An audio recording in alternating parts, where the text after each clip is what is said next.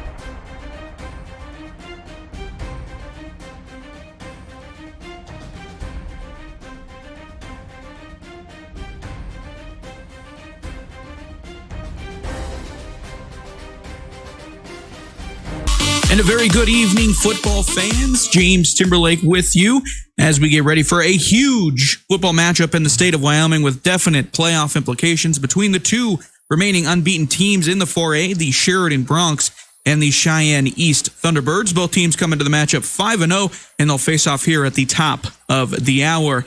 The Thunderbirds are coming off a 54-20 win over Rock Springs last week, and the Broncs are coming off a nail-biting 34-27 victory over Thunder Basin. Coming up, we will take a look at the standings in the 4A. We'll check on some of the other matchups across the state, and we'll hear from Bronc head coach Jeff Mowry as we continue. First Federal Bank and Trust formed in Sheridan in 1935 as a financially stable community bank.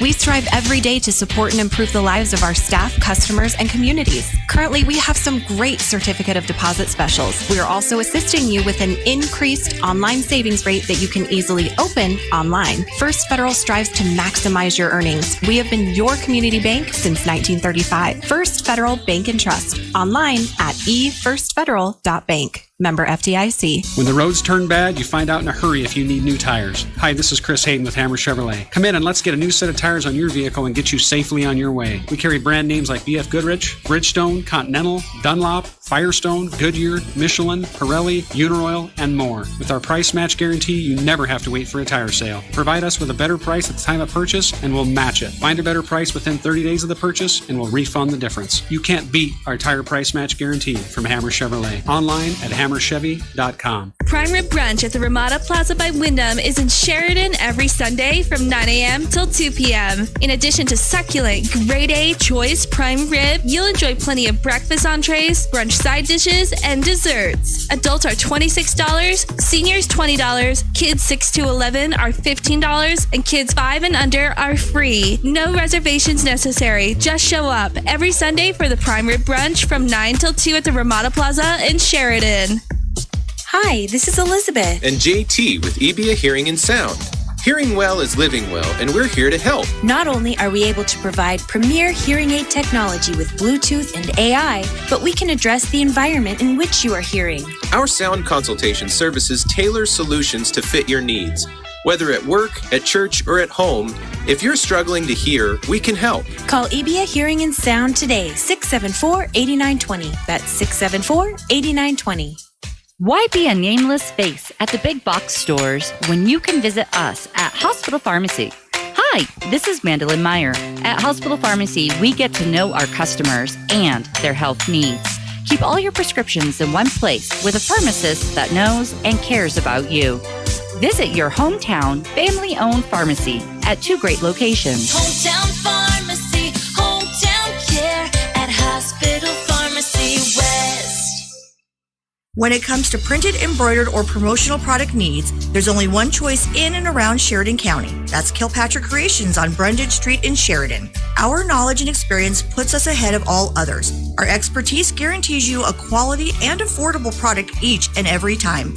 Our pricing is fair and consistent, our garment selection is extensive, and our quality is unmatched. So for your next screen printed, embroidered, or promotional product order, go straight to the experts at Kilpatrick Creations. Remember, we're here to make you look good. It's going to be a great year for Sheridan Barks this year. Looking forward to a winning season.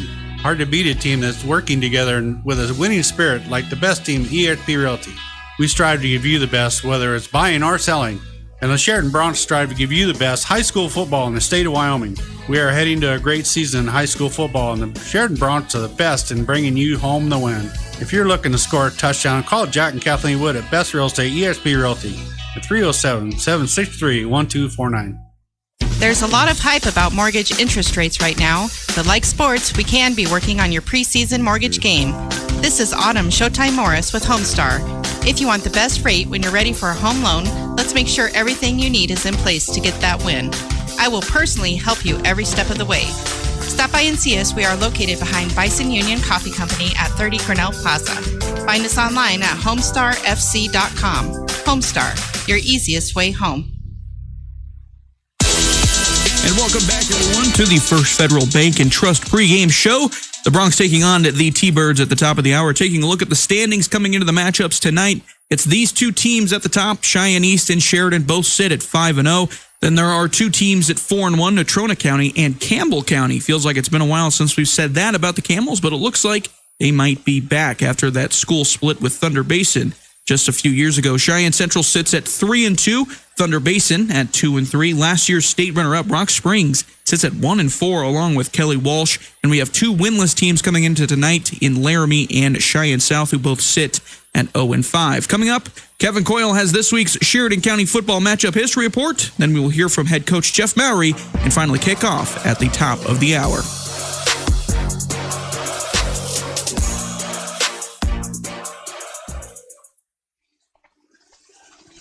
The Wyoming way. Living in the 307 is close to heaven. And the home we love is made all the better when we take care of our neighbors. When you bank with the Bank of Sheridan, your money stays here, working in our community as hard as you do. We offer great rates and service, and all loan decisions are made locally. You work hard out there. Let us do the same for you. Stop by today and experience the local difference. It's the Wyoming way. BuffaloFed.Bank. Member FDIC, Equal Housing Lender. Take advantage of Jeep Adventure Days this month at Sheridan Motors. From the open road to the Bighorn Mountains, Jeep is always ready for the ride. Visit Sheridan Motors at 3270 Wrench Drive and check out our all-new Jeep inventory, accessories, gifts, and more. Premium 2022 Jeep vehicles are in stock now, with even more coming soon, so don't miss out. Excellent financing and special incentives may be available to those who qualify. Come see what Jeep Adventure Days is all about at Sheridan Motors.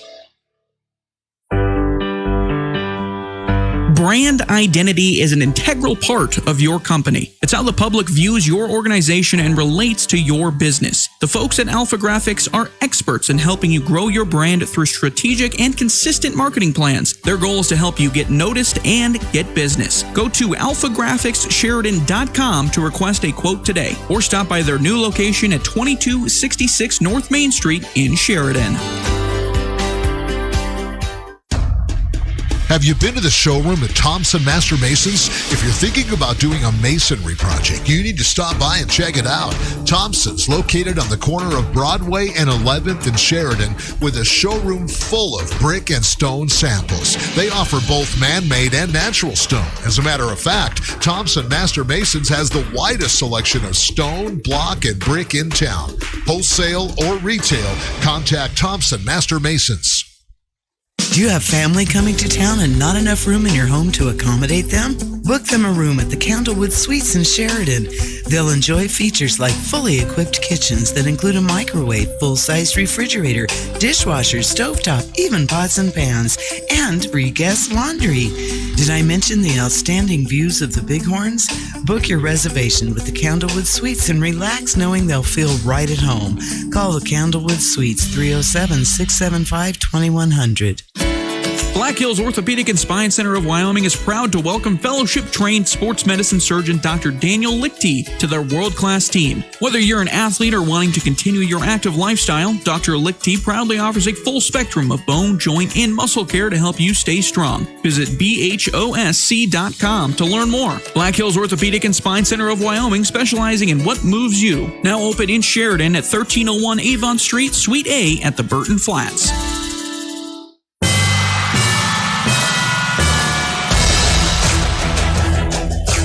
Sheridan Media Sports, I'm Kevin Coyle with the Sheridan County High School Football History Report for Week 5, 2022. Information provided by Wyoming-football.com. For Cheyenne East at Sheridan, this game kicks off at 6 p.m. Sheridan won the first meeting between the two teams in 1960, while Cheyenne East got its first win in 1961. Sheridan leads the series between the two teams 31-14, including the postseason, but East has won the last three meetings. As far as games at Sheridan go, Sheridan leads the series 22-5. Sheridan's longest win streak versus East is 8, from 1980 to 1987, and from 2004 to 2013, no games played between 2005 and 2008.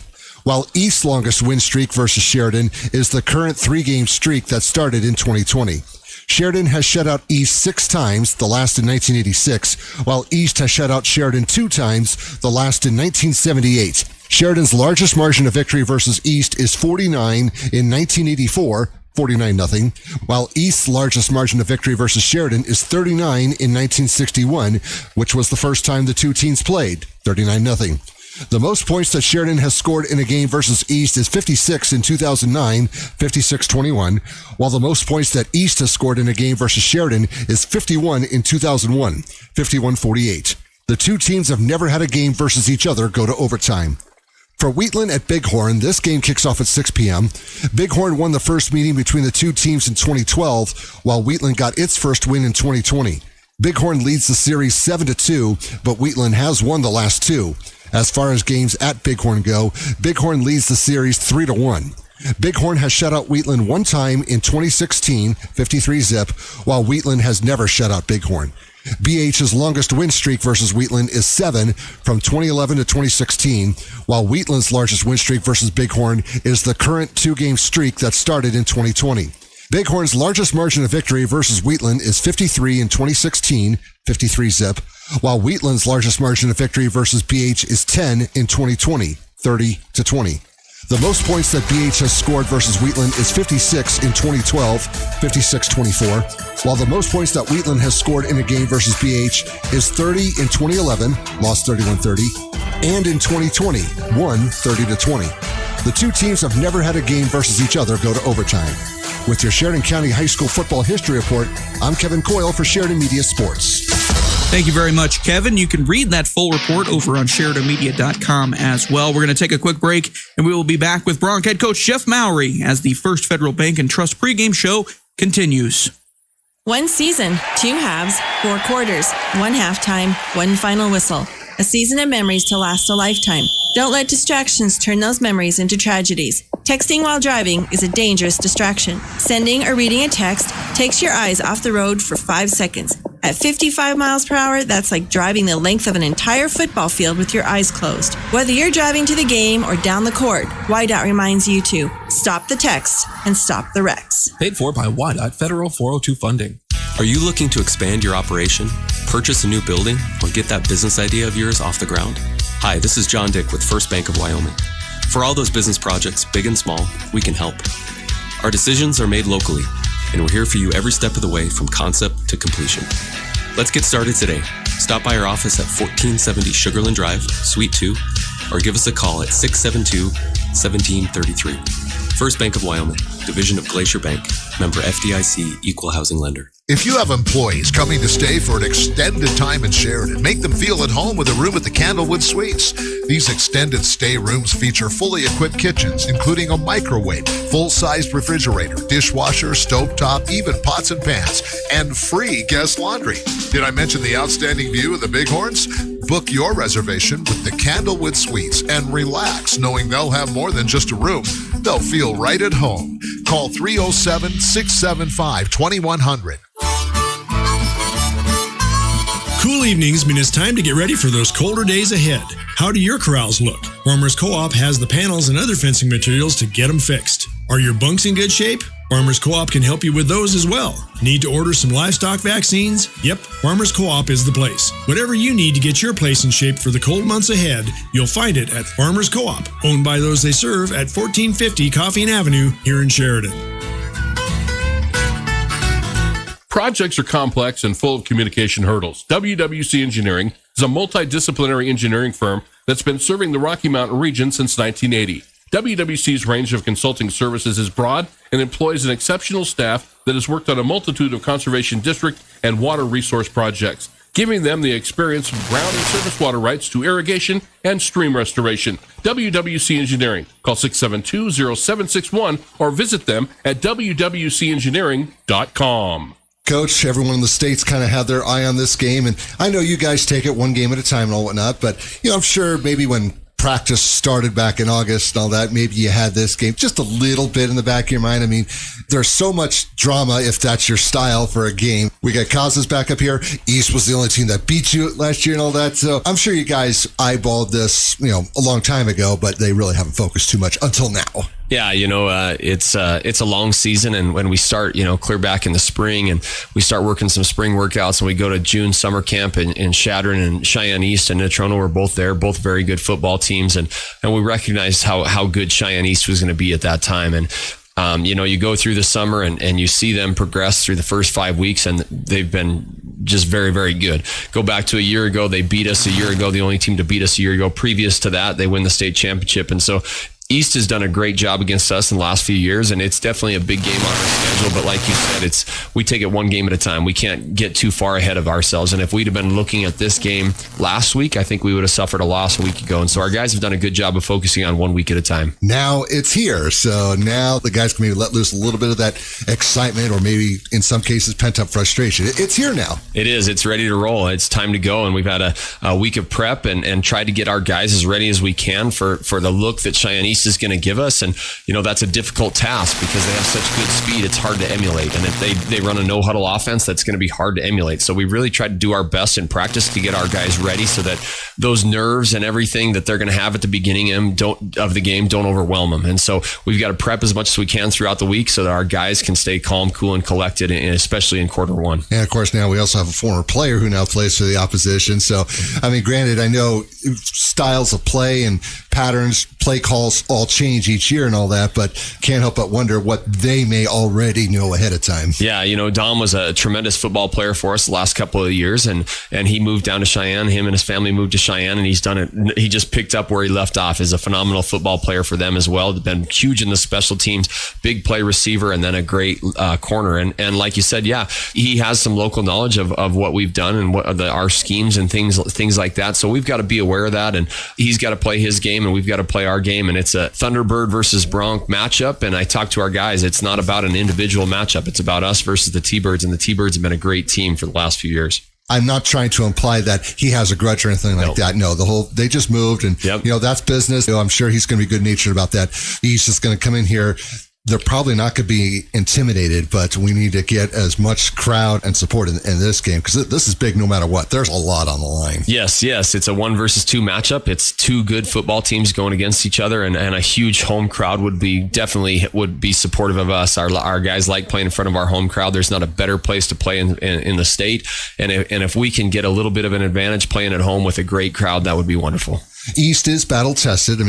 They went to Thunder Basin, and that game went back and forth with them. They've also took care of Natrona on the road way back at the beginning of the season. So this is a battle tested team, and I think that's how you like it. Yeah, that's exactly right. Coach McEwen said it on Monday: is we want to play teams at their best, and this is a very, very good football team. We wouldn't want to play them any other way because if we want to be the best, we want to compete with the best. We don't want to have to take an easy road anywhere, and so we're getting the best team in the state to come to our house, and we're gonna have a battle on Friday night, and it's going to be a great time, and it's going to be a great place to be, and hopefully our guys play loose and have fun and just execute cleanly. So from what you've seen with East, what you've seen on film, and what you've heard throughout the season, what does this East team look like?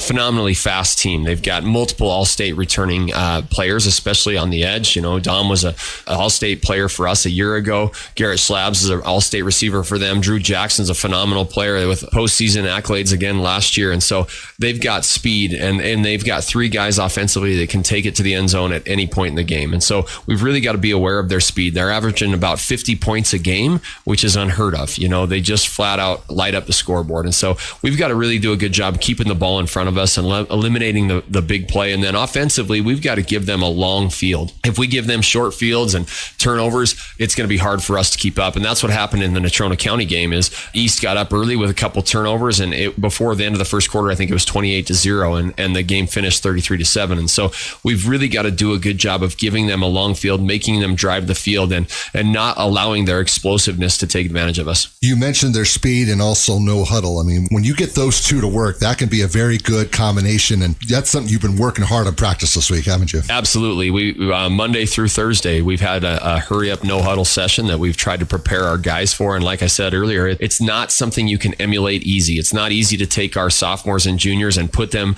in a position to try to act like the number 1 team in the state in 4A with that kind of speed. And so what we've done as best as we can, we've tried to create chaos on our defense so that they have to communicate and they have to be aware of what's going on in all that chaos. And I think we've done a good job. And so our guys have got to go out there and just trust that we're going to put them in a good position and get lined up and play football. East is also going to be focused on this game as well, because the way the schedules work sometimes, almost every team has had 2 or 3 tough back-to-back games. And East, I know they had Laramie last week, but then they're going to come up here. Then they get their arch rivals from Central next week. So this is one of those times where almost everybody has to stay focused. Yes, absolutely. A big game every week right now. And especially as the 4A is laid out, every single game is a conference game, and this is determining seeding and home field advantage in the playoffs. This is a very big game. At the same time, though, it's not the Super Bowl. It's not the end of it. Whatever happens on Friday night at 6 o'clock, whatever happens, we're going to be okay on Saturday, and we'll hit the ground running again on Monday, and we'll go back to work, whether it's a win or a loss or a tie, whatever happens, we're going to go back to work, and we're going to approach next week the same as we did this week. Now, looking back to the last 2 games, one of the issues that the team needs to look at is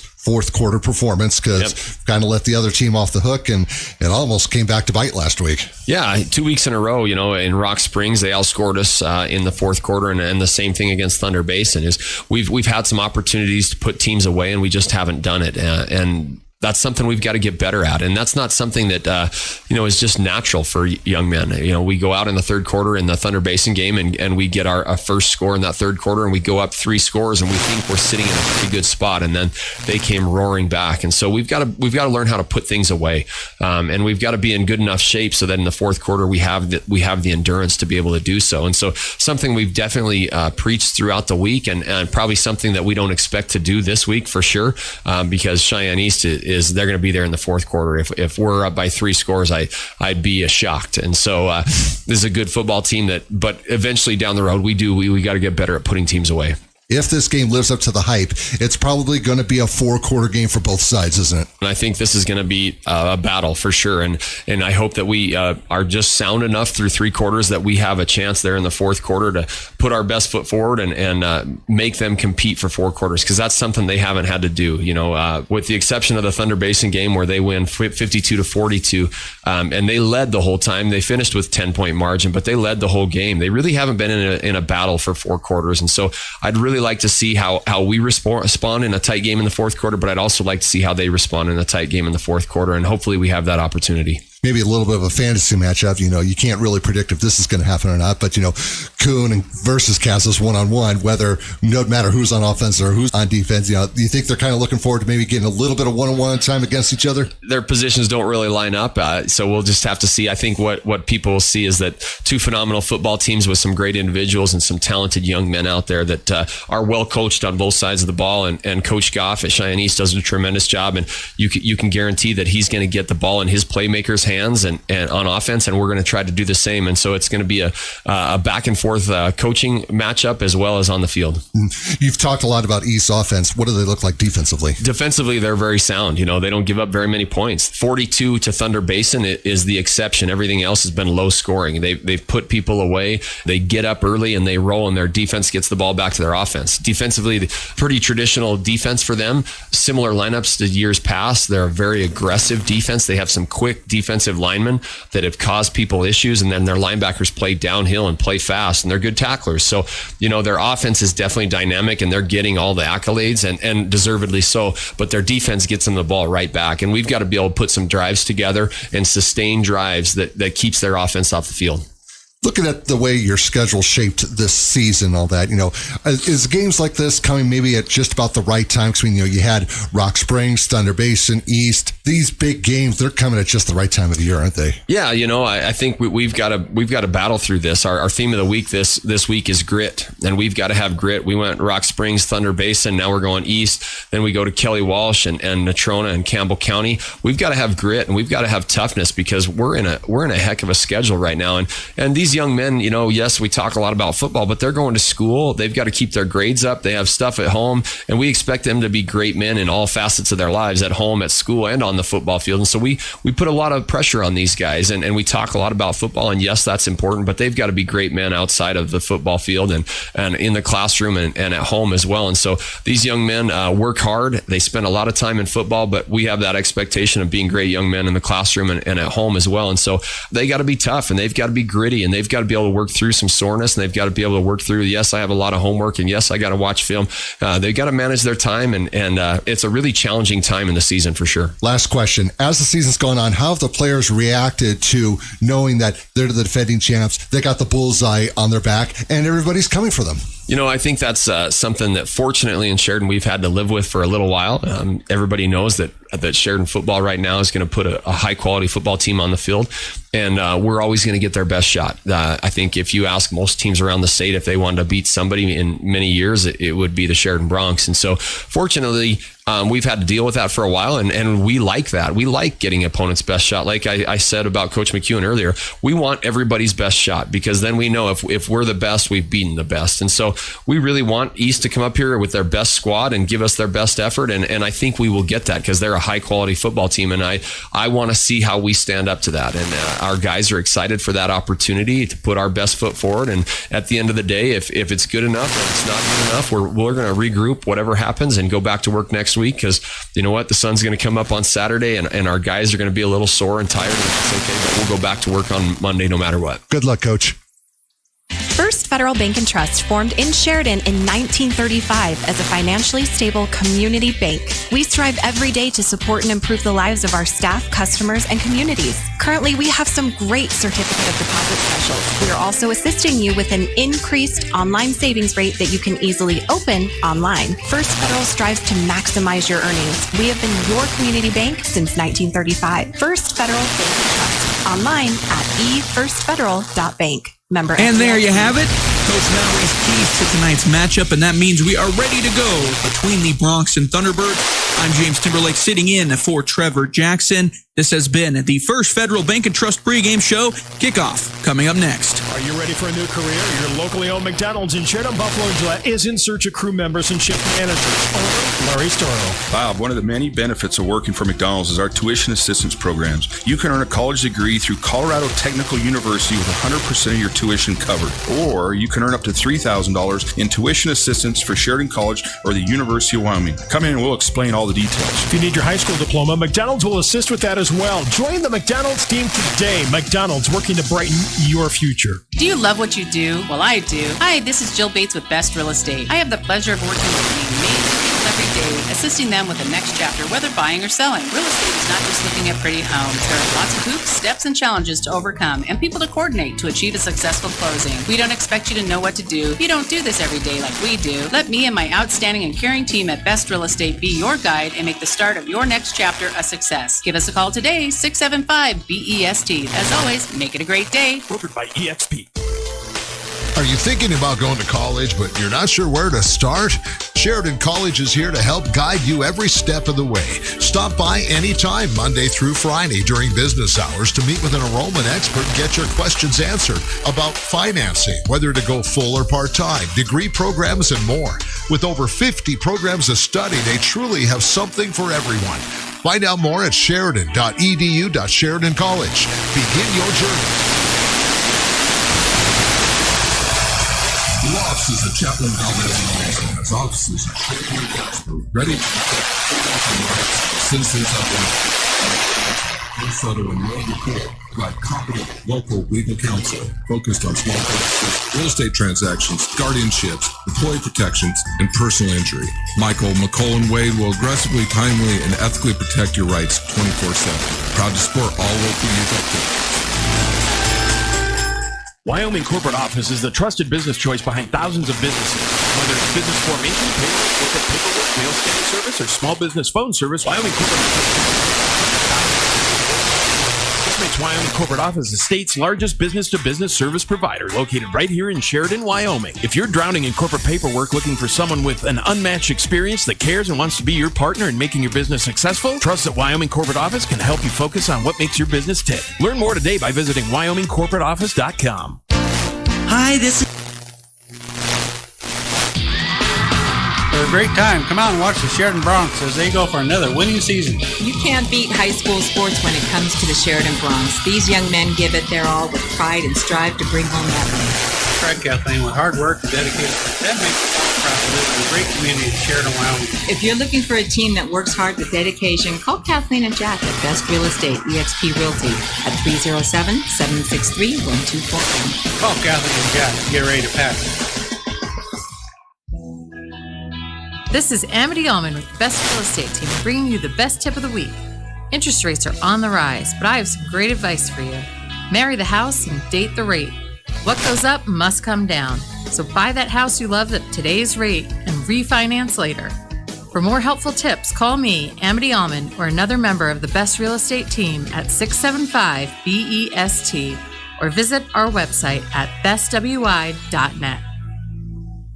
Bomber Mountain Nutrition is now under new ownership and has a delicious and nutritious line of products including shakes, smoothies, energy drinks, Manchester Street coffees, protein packed drinks, plus pre- and post-workout drinks. You can also turn any smoothie or shake into a protein packed bowl or waffle. Open 7 to 6 weekdays and Saturdays 9 to 4. Look for updates on Facebook and Instagram and order delivery on DoorDash. Or come in at 41 East 1st Street, Bomber Mountain Nutrition, because life has its ups and downs and they're called squats. Sunday Prime Rib Brunch at the Ramada Plaza by Wyndham in Sheridan is every Sunday from 10 a.m. until 2 p.m. In addition to succulent Grade A choice prime rib, you'll enjoy plenty of breakfast entrees, brunch side dishes, and desserts. Adults are $26, seniors are $20, kids 6 to 11 are $15, and kids 5 and under are free. No reservations needed, just show up every Sunday for the Prime Rib Brunch from 10 a.m. until 2 at the Ramada Plaza in Sheridan.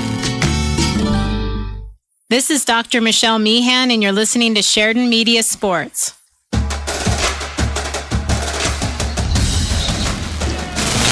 And a good Friday evening, football fans. It is a muggy, cloudy, a little bit rainy Friday evening, unfortunately. I am James Timberlake sitting in for Trevor Jackson, joined by Kevin Coyle. We give our best wishes to Trevor Jackson. He is dealing with a little bit of a sickness, so they called in the backups today, Kevin. How's it going, James? I'm doing good. Yeah, the weather, though, it seems to have let up right now. I mean, it was raining about, past half hour, 45 minutes. About the past half hour. I mean, thankfully, this is a turf field, so it may not have too much of an impact on the style of play. I know when the rain is a factor, you don't see as much passing involved between teams involved, and you go more to the running game. And much I'd say that could work out more into East's favor because they're a really strong ground team. Looking at the stats, though, East does have the worst pass defense in Class 4A, but here's the thing is that the offense usually does most of the work, takes the pressure off the defense, and it looks like the defense is doing good at getting turnovers as well, so not many teams are getting a chance to pass against them. So if Sheridan is forced to run, they're gonna have to be quick, get around the outsides, get down there fast, because we know that East, gather from Coach Mowry, they have a strong line up front, good linebackers as well. Coach Mowry also said, hey, we need East, when they have the ball, give them a very long field to work with, because the shorter it is, the better chances there are. Because East has hardly been challenged except for Thunder Basin.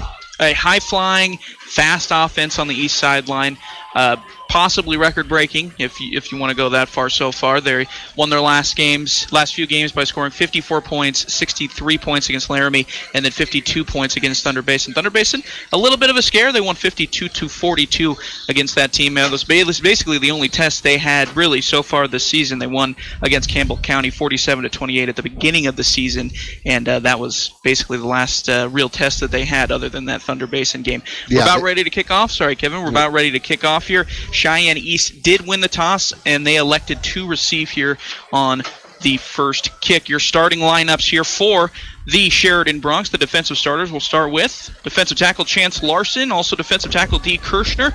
Defensive ends are Raider Tomlinson and Alex Haswell. In the linebacking positions, Jackson Lynn, Kaysen Wilson, and Colson Kuhn. And then at corner, you got Cale Gilbertson and Matthew Kettner. And then at safety, Dominic Berrettini and Wyatt Phillip. We're just about ready to get underway here. Colson Kuhn is getting ready to kick the ball off to Cheyenne East and that high-flying offense. We will see what the Bronc defense can put together against this first series. And the kick is away. It's a little bit of a squibber down to about the 10-yard line. The receiving man picks it up, goes outside to the far side of the field, and the Broncs bottle him up at about the 30-yard line, probably about the 28-yard line for the first opening kickoff of the night. Not a bad start. I probably would have tried to kick it deep, get that touchback, because you want to, like I said, give East that long field. But still, this isn't a bad start. Not a terrible start, They were able to bottle it up regardless, so that was nice. Tyke Gilbertson was the kicker there, not Colson Kuhn, excuse me for that. Here comes that high-flying offense led by number 17, Cam Hayes, for the Cheyenne East Birds at quarterback. First play here is a handoff to number 2, Drew Jackson. He breaks it out to the outside, gets about a 5-yard gain for the T-Birds. Looks like it was tackled by Colson Kuhn. And East also has that no-huddle style offense. Sheridan's got to be on their toes. They're very fast, very quick. Motion inside, Drew Jackson. And it looks like they will get a flag on that play as Cam Hayes goes down in the backfield, but a flag is down on the field.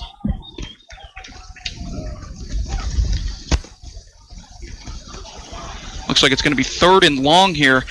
We'll see what the play is. Illegal shift on the offense. they'll probably decline that, I would imagine, to get the 3rd and long here. But we'll see what Jeff Mowry looks to do. An illegal shift on the offense, and it was declined by Mowry and the Bronx, so it will be a 3rd and long.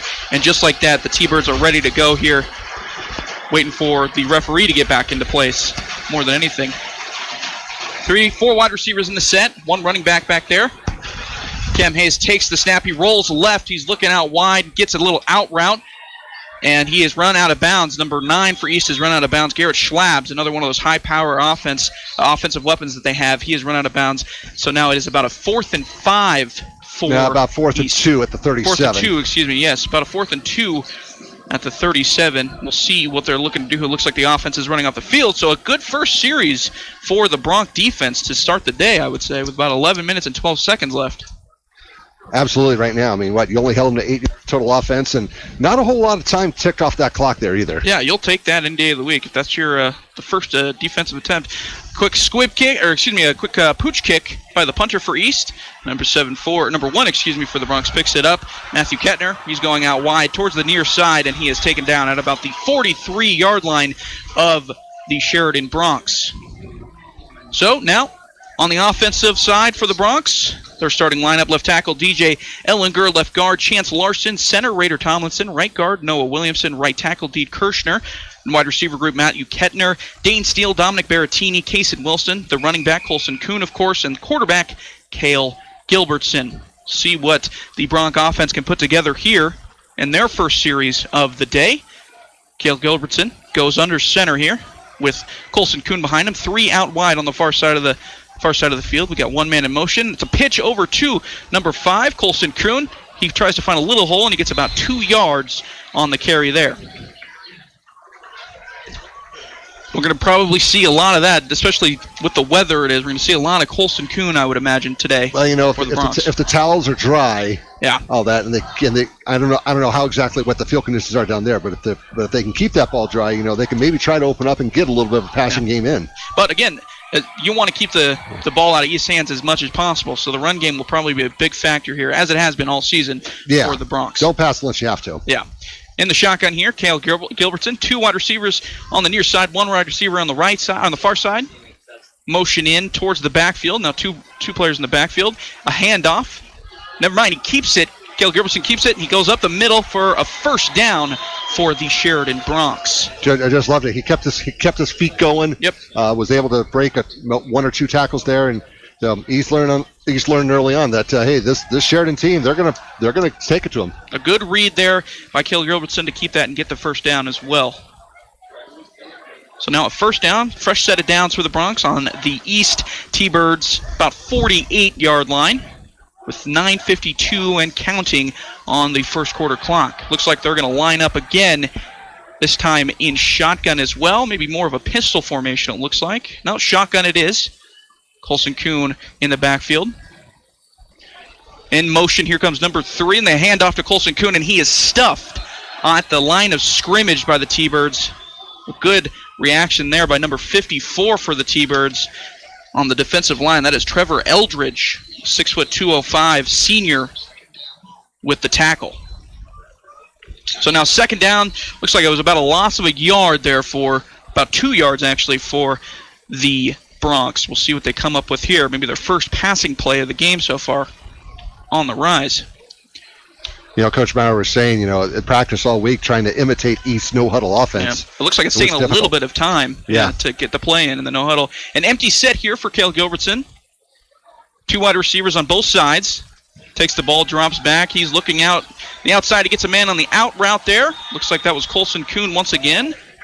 And it was. Colson Kuhn gets the reception for about 5 yards, I would say. Makes it a 3rd and 7, give or take, for the Bronx. 3rd and 6 is what we got on the scoreboard here. So 3rd and 6 for the Bronx.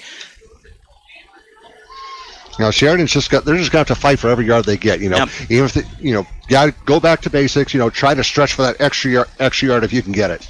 Absolutely. Yeah, we'll see what they do here, what they dial up. Looks like another empty set, 2 wides on both sides of Cale Gilbertson.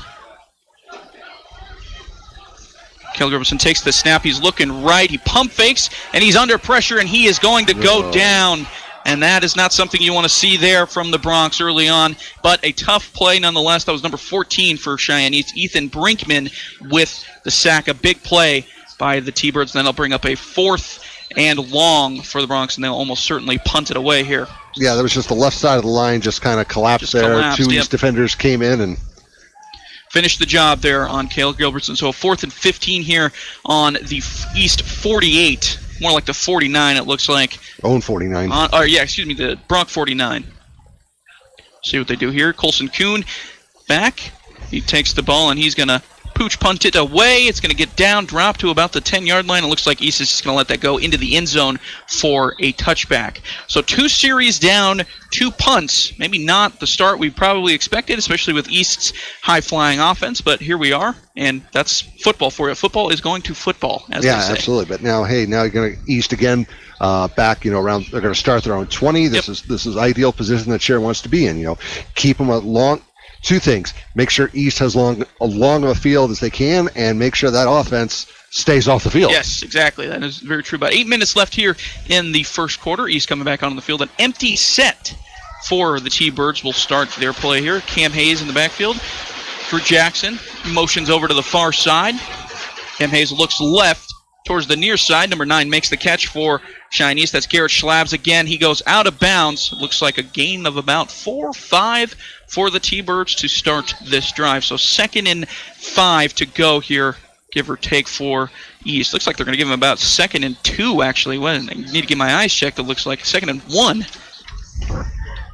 So in the shotgun again is Cam Hayes. In motion, number 9, Garrett Schlabs. It's a handoff to Garrett Schlabs. He's going out to the far side, out wide. And that's a tackle there made by the Bronx. That'll give them a first down, though, nonetheless. That's number 78 that made the tackle, Alex Haswell. He was all over the place against Thunder Basin last week, and looks like he's looking to make that a constant for him this week. In the shotgun, once again, Cam Hayes. 2 wide receivers out. It's a read option, handoff to Drew Jackson. He is stuffed at the line of scrimmage by number 1, Matthew Kettner, for the Bronx, and it looks like it's going to be no gain for Cheyenne East, so it's going to be a 2nd down and 10 here for Cheyenne East. So far, it looks like East is trying to do more end-around type plays instead of trying to challenge the middle of that line. Yeah, it looks like that was probably about the 2nd read option that we've seen from them, going right up the gut for Cheyenne East. In shotgun again, three wideouts to the near side. Quick pass over by Cam Hayes to number 7 for Cheyenne East, Nathan Mirich, I believe, excuse me. And that was about a 7-yard gain for Cheyenne East, 6-yard gain. So it'll be about 3rd and 4 here, a short 3rd down for Cheyenne East. Looks like they're going to line up in shotgun once again here. 3 wideouts to the near side, 2 wideouts to the far side. Don't be surprised for some motion here, and here we go, some motion. Looks like it was a fake read option. They had the sack there, the Bronx, and Cam Hayes is going to run, scramble his way to a first down. Oh, that Bronx is going to be pinching himself there. He had a sack there to take away, but it looks like he tried to deflect the pass that he thought was coming, and he just missed the opportunity to take down Cam Hayes behind the line of scrimmage. But nonetheless, Cam Hayes scrambles for a first down for Cheyenne East.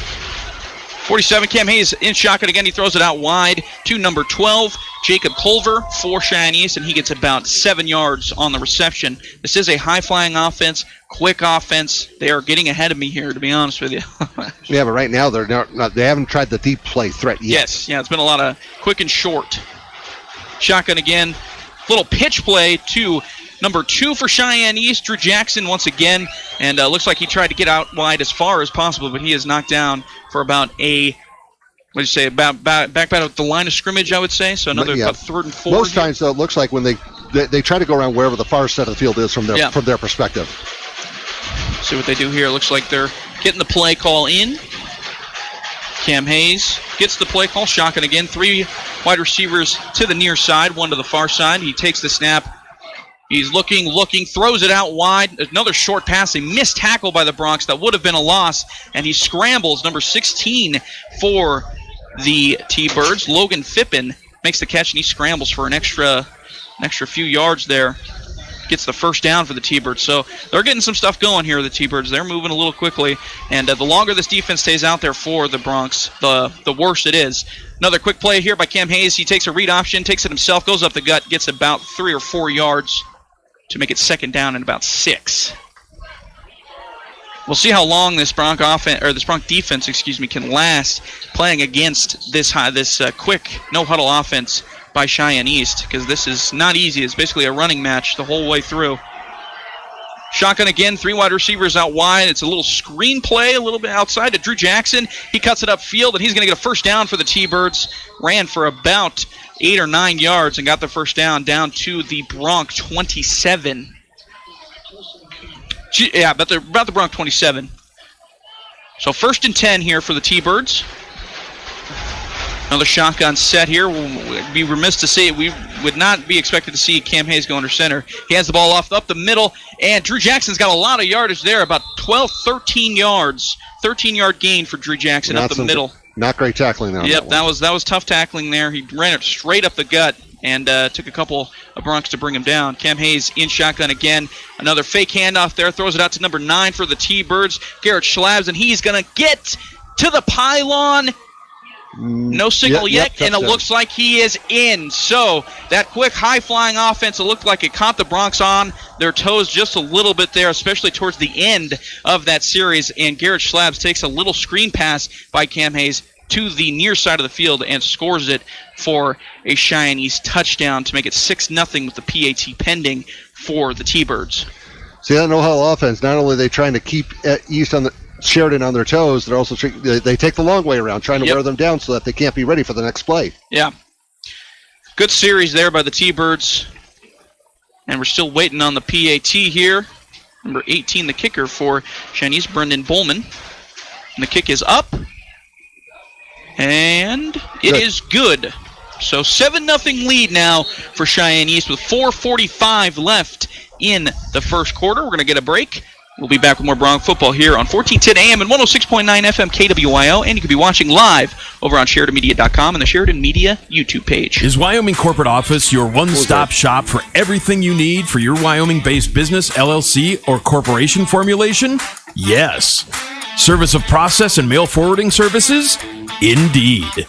Fulfill the legal requirements for small businesses based in Wyoming? Absolutely. Wyoming Corporate Office provides the communication between your business and the state, so you don't have to. Learn more by visiting WyomingCorporateOffice.com today. This is Troy Baker with Hammer Chevrolet, and you're listening to Sheridan Media Sports. And welcome back here to Homer Scott Field. Sheridan Broncs give up a touchdown first. Cheyenne East strikes first. 7-0 here for Cheyenne East. We're still waiting. Looks like they're trying to get the some dried ball footballs on the field. Trying to switch them out as much as possible, obviously, with the ground being a little bit wet. It did rain, like we said, about 30 minutes before kickoff. It was drizzling for a little while. And it looks like they're trying to keep the footballs as dry as possible. So we got Colson Kuhn and Matthew Kettner back deep to receive the kick from the Thunderbirds. Of course, this is only the second time all season that Sheridan's trailed. Yeah.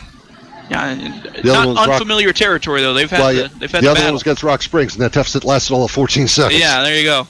Number 52, Colby Olson, kicking away. Kicks it to about the 10-yard line. See what they do here. It's a flip to Colson Kuhn. He's going to take it down. A good tackle there by the Cheyenne East T-Birds, and the Broncs are going to take it out to about the 20-yard line. That was actually Dane Steele, not Colson Kuhn, on the kickoff return. So ball on about the 20-yard line for the Broncs for their second series of the game. We'll see if they can come up with something a little bit different here.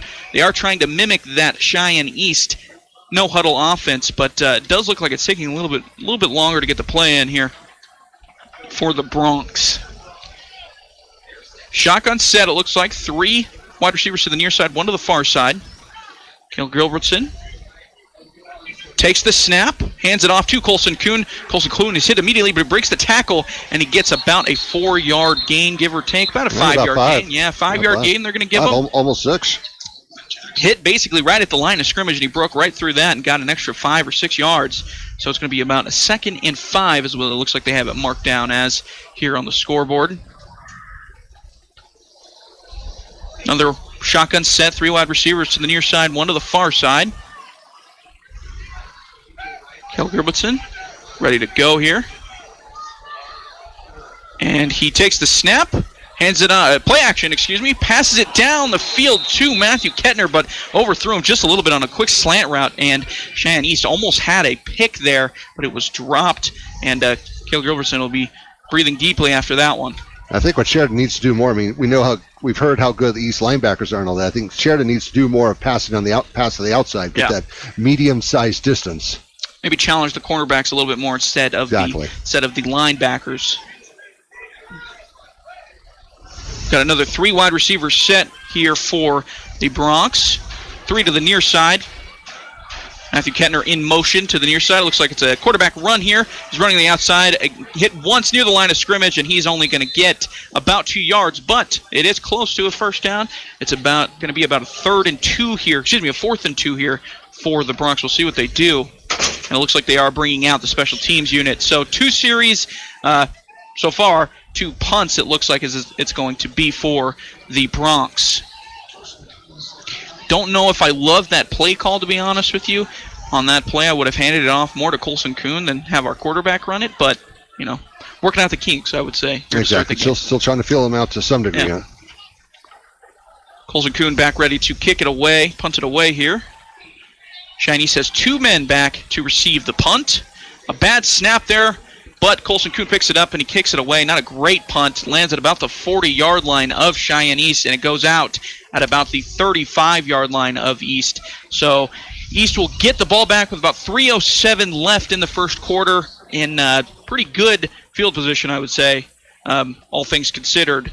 And we will see if Cam Hayes can repeat what he just did, drive down the field, score another touchdown for the T-Birds, or if the Bronx can hold them off here once again. The Bronx defense, they cannot be out there for that long. The offense is going to have to pick up a couple first downs at least in each series if they don't want their defense to get gassed.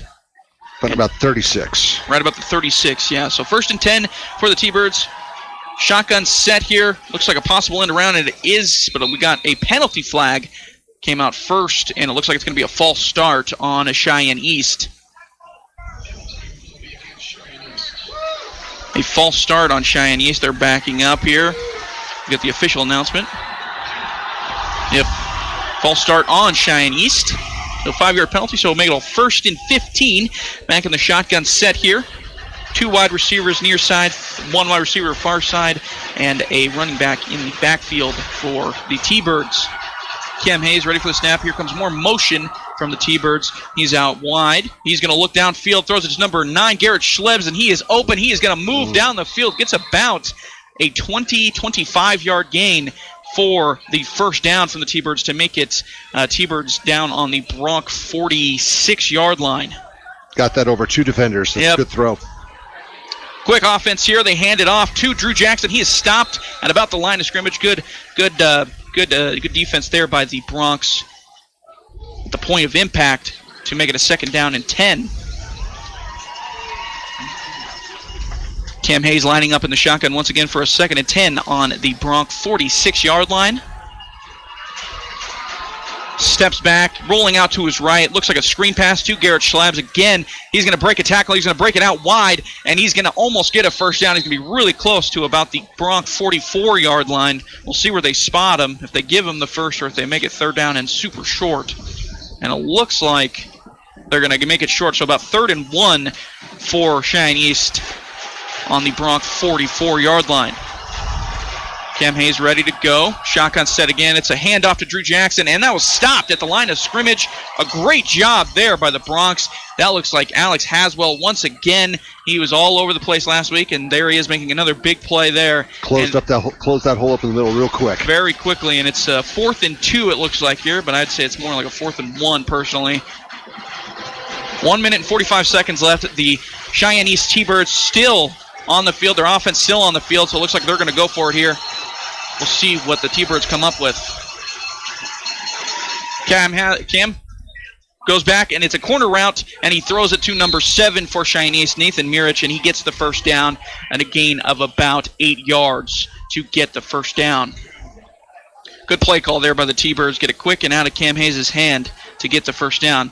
He's ready to go. A 3-stack on the near side. It's a hand. Nope, it's a keeper by Cam Hayes. He gets about an extra 5 yards. And it looks like once they get down to about the 25-yard line, but it looks like when they get back to about the 30-yard line of the opposing team, it looks like they have a set type of plays they like to run because they are going very fast once they get down here.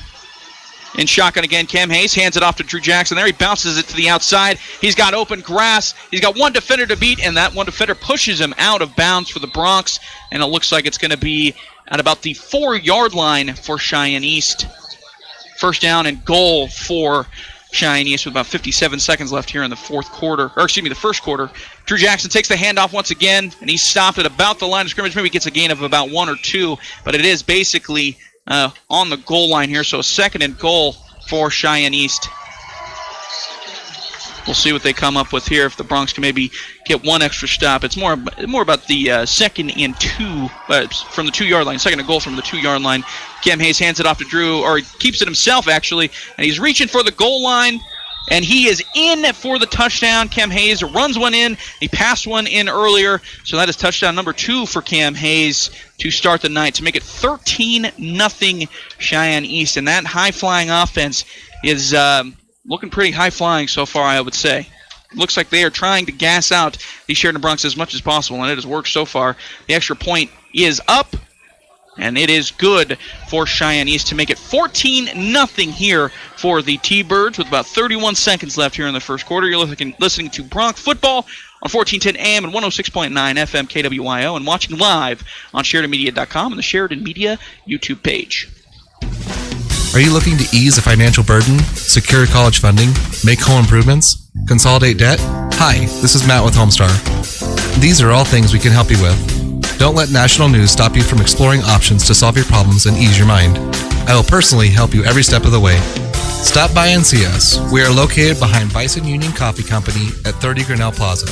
Find us online at homestarfc.com. Homestar, your easiest way home. Black Hills Orthopedic and Spine Center of Wyoming is proud to welcome fellowship-trained sports medicine surgeon Dr. Daniel Lichty to their world-class team. Whether you're an athlete or wanting to continue your active lifestyle, Dr. Lichty proudly offers a full spectrum of bone, joint, and muscle care to help you stay strong. Visit BHOSC.com to learn more. Black Hills Orthopedic and Spine Center of Wyoming, specializing in what moves you. Now open in Sheridan at 1301 Avon Street, Suite A at the Burton Flats. This is Dr. Dana Leroy with Leroy Family Dental, and you're listening to Sheridan Media Sports. Welcome back to Bronx Football. Colby Olson for Cheyenne East kicks it away to the Bronx. Little fake there by Matthew. No, not a fake. Excuse me, I got fake there. Number 3, Dane Steele takes the ball from Matthew Kettner, gets out to about the 23-yard line of the Bronx, and it'll be 1st and 10 for the Bronx offense on their own 23. They're going to have to stay out there for a little bit longer. They've only gotten one first down so far. Only one first down. They're not going to, and a lot of these guys play on defense, so they know what they kind of have to do. They have to stay out there a little bit longer if they don't want to gas themselves out on defense. So we'll see what the Bronx offense comes up with here. Cale Gilbertson in shotgun. 3 wide outs to the near side, 1 to the far side. Colson Kuhn in the backfield. A little motion here from Matthew Kettner. And it is a quick handoff to Colson Kuhn. He tries to break a couple tackles, and he breaks 1 or 2 tackles, but only gets out to about the 2-yard line for the Bronx to make it 2nd and 8, 2nd and 7 for the Bronx. Looks like that might be the last play of the quarter, and it is going to be the last play of the quarter. The Bronx offense is running off the field. So, after 1 quarter of play here for the Sheridan Bronx and Cheyenne East T-Birds, it has been all T-Birds, I would say. 14-0 lead for Cheyenne East. We'll see if the Bronx can bounce back here in the second quarter. You're listening to Bronx Football here on 1410 AM and 106.9 FM KWYO and watching live on SheridanMedia.com, Sheridan Media YouTube page. Rooting for the home team is the Wyoming way, and the banks of Buffalo, Gillette, and Sheridan are the 307's biggest fans. Banking with us means you're doing more than ever to support school sports, because your money stays right here in our community. We're proud to recognize our hard-working athletes with youth sponsorships, and the local difference means the familiar faces you know and trust for your banking needs are the same ones cheering with you up in the stands. BuffaloFed.Bank. Member FDIC, Equal Housing Lender. Troy Baker from Hammer Chevrolet. Got a quality car we want to talk about right now from Hammer Chevrolet. Bob, come in and take this 2018 Lincoln MKX Reserve for a test drive. It comes with the EcoBoost Driver's Assist package that's priced at $36,295. This is a very nice vehicle. Plus, all our pre-owned vehicles are always priced below NADA book value. Have to bail out of our break there. Welcome back to the action here in the second quarter. Colson Kuhn takes a direct snap and tosses it to the outside and a reverse to number 3 for the Bronx, and he gets about almost a first down. I think it was a first down. Close to a first down. I can't really tell from where I'm sitting. Oh, here. definitely, Pat. Definitely You a got first it. down. First you got down. About a 15-yard gain. About a 15-yard gain. 1st and 10 here for the Bronx. It was a direct snap from Colson Kuhn and a reverse to Dane Steele, and they picked up about 15 yards there to make it 1st and 10 for the Bronx on their own 38-yard line. Cale Gilbertson in shotgun again. 2 on the far side, 2 receivers on the far side, 2 on the near side. We got motion here into the backfield, back into the wideouts there. Cale Gilbertson looks like it's a screen play to number 3, Dane Steele once again, but there's nothing going there. He's breaking a bunch of tackles, but nonetheless, they are swarming. T-Birds are swarming there. And that's going to be a big loss for the Bronx. That's going to be about a 4-yard loss to make it 2nd and about 14. Looking at that first quarter numbers right now, East 152 yards of offense, Sheridan 26. Goodness, yeah. And East had the ball. Time possession, 6:47 for East, 5:13 for Sheridan, so about a minute and a half difference. About as advertised for the East T-Birds so on far. offense. Yeah. Cale Gilbertson in shotgun, 2 receivers on both sides. More motion. Dan Steele coming into the backfield. And it is a read option, and Cale Gilbertson keeps it, and he slips and falls down in the backfield. Not a great start to this second quarter series here, other than that 15-yard gain. But now they've gone back, nothing but backwards since then. Looks like it's going to be a 3rd and about 15, 16 for the Bronx. So dial up whatever big play you got here, and hopefully you can get it downfield to a receiver or something like that, and maybe get a first down. You do not want to fall 14-0 down to the T-Birds, giving them the ball back here in the second quarter. Cale Gilbertson back in shotgun. Colson Kuhn in the backfield. 3 wide receivers to the far side, 1 to the near side. We're getting motion into the line of scrimmage. Looked like I'm surprised Cale Gilbertson probably wanted the free play there. Looks like they're probably gonna call encroachment if they stop the play, I would imagine. Not offsides. But we'll see what the play. Yep. Encroachment on the defense.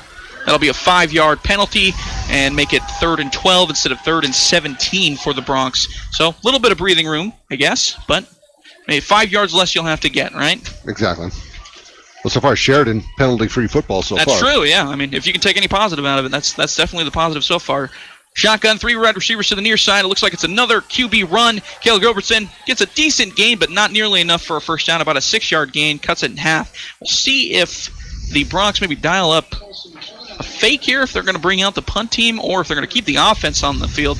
They're bringing out the punt team, so it looks like they will be kicking it away, as it looks right now. Could be a fake as well, who knows. But about 4th and 5 with 10 minutes left here in the second quarter for the Bronx. Dom Kazis back to receive, and Garrett Schlabbs, yes. Garrett Schlabbs and Dom Kazis back to receive the kick for Cheyenne East. Dom Kazis, haven't called his name very much tonight, but former Sheridan player. And it is a fake. Colson Kuhn, he's going to run up the field. He's got all green grass, and he's cutting it upfield, and he gets about all the way down to 30, the Cheyenne East 36, so a huge gain there for Colson Kuhn. A great play call there by Jeff Maurer to fake it. He knew he didn't want to give the T-Birds back the ball, possibly going down 21-0 here in the second quarter, and kind of rolls the dice, and it pays off for the Bronx. A 22-yard run down to the East 36. 22-yard run. Yeah, when you have both your punter and arguably your best player are back there as one, it's hard not to want to call the fake in that scenario. Well, we're moving it back. It looks like they are moving it back. That is a gut punch. Looks like there was a flag on the field. Holding. That's a tough break for the Bronx. That's the biggest play they've made all day long, and it's getting called back due to a penalty. It looks like it happened after he had crossed the first down marker. Yeah, so. That's unfortunate for the Bronx. So do it all over again. Looks like they're going to mark it down as a 4th and 10, but it's definitely not what they wanted. And Colson Kuhn's more than likely going to be punting it away here. I don't think the T-Birds will be fooled twice in this scenario. See what they do. Colson Kuhn takes the snap, and he is kicking it away. This one goes to number 3 for Cheyenne East. Dom Kazis calls the fair catch, and that ball is down at about the Cheyenne East 25-yard line. Dom Kazis, like I said, we haven't called his name very much. The former Bronc, more or less a revenge game, as they call him, if you will. Maybe not much revenge on the mind, but I'm sure he'd like to carve up a little bit of the Bronc defense for sure. Well, I mean, I talked with Coach Mowry about, granted, I know you changed the plays up, the play calling and all whatnot, but he knows a little bit from past experiences here, so Absolutely. That's a slight edge that East has in this game. Yeah. Dom Kaz is a great player as well, just adding to their weapons that they have on offense here for the Thunderbirds. Empty set here for Cheyenne East. They call one in motion. It's a bobbled snap, broken play here. Nonetheless, he throws it downfield past the first down marker, but as an incomplete pass, hit the ground first, and the T-Bird wide receiver tried to make that play diving, but it hit the ground regardless. A broken play there that almost worked out for Cheyenne East. That would have been a big backbreaker for the Broncs. If that broken play would have turned out to be a first down for Cheyenne East, but nonetheless, incomplete pass, make it 2nd and 10 for the T-Birds on about the 26-yard line of Cheyenne East. Quick play here, shotgun outside, passes it out wide to number 2 for the Broncs, for the T-Birds, Drew Jackson, and a big play there made by the Broncs. Good open field tackle. Get a number there, number 1, Matthew Kettner making the big open field tackle to keep him. Looks like about a 2-yard loss there, so good play there by Matthew Kettner. Make it 3rd and long for Cheyenne East. Cam Hayes in the backfield in shotgun. He's going to fake the handoff, look deep. Time is eroding away. He throws it up deep, and look, a jump ball.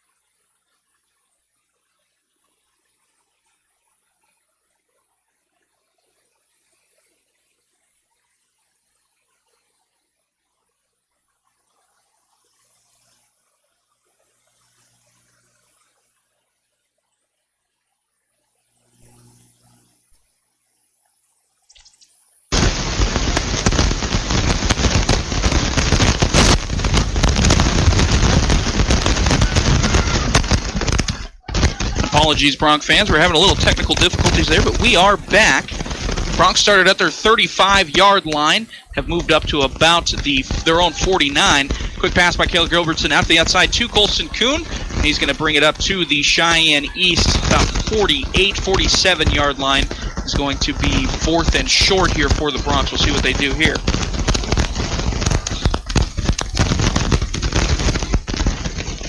Yeah, the good thing, too, about that defense, when that last defense is used for Sheridan, the defense only played for about, 40 seconds or so? Yeah.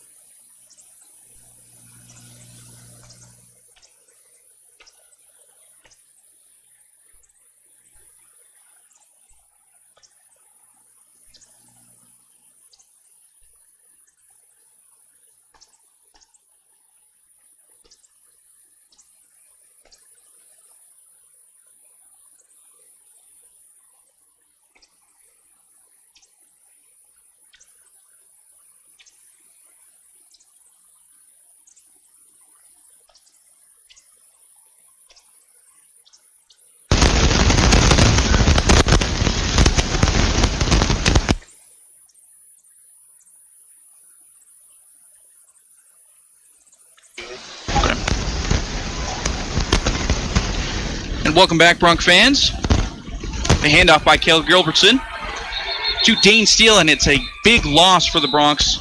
They lose about 5 yards. That'll make it 3rd and 15. So a big loss there by the Bronx. And they're back on their own on the T-Birds 45-yard line. This is what Sheridan's wanting to do now. I mean, they're kind of taking some time, keeping East offense off the field.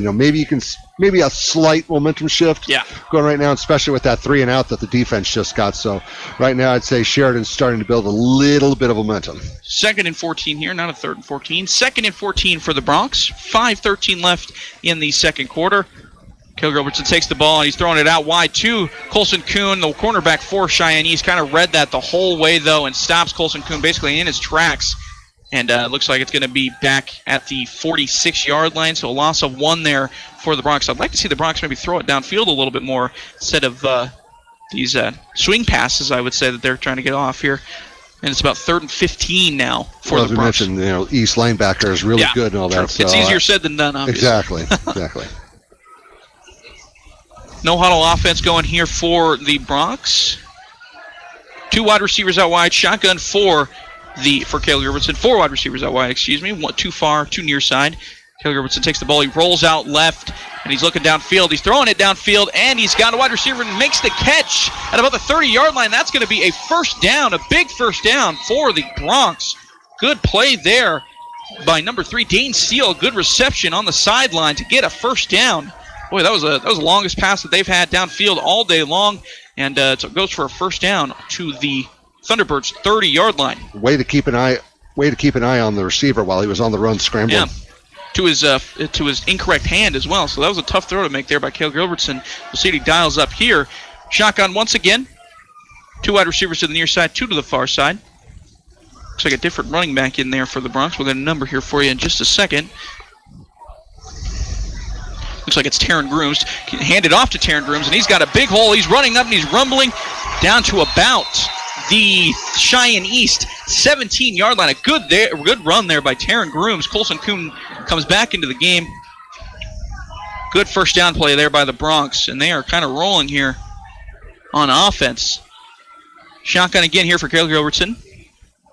2 receivers to the far side, 2 to the near side. 4 minutes and 5 seconds and counting left in the second quarter. Gilbertson is ready. He takes the snap here.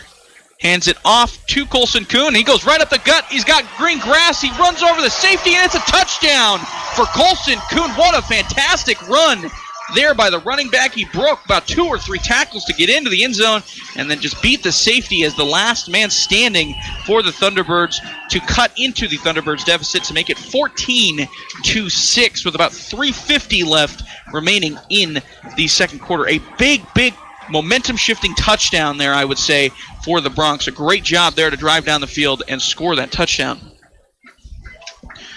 Extra point is oncoming here by Colson Kuhn.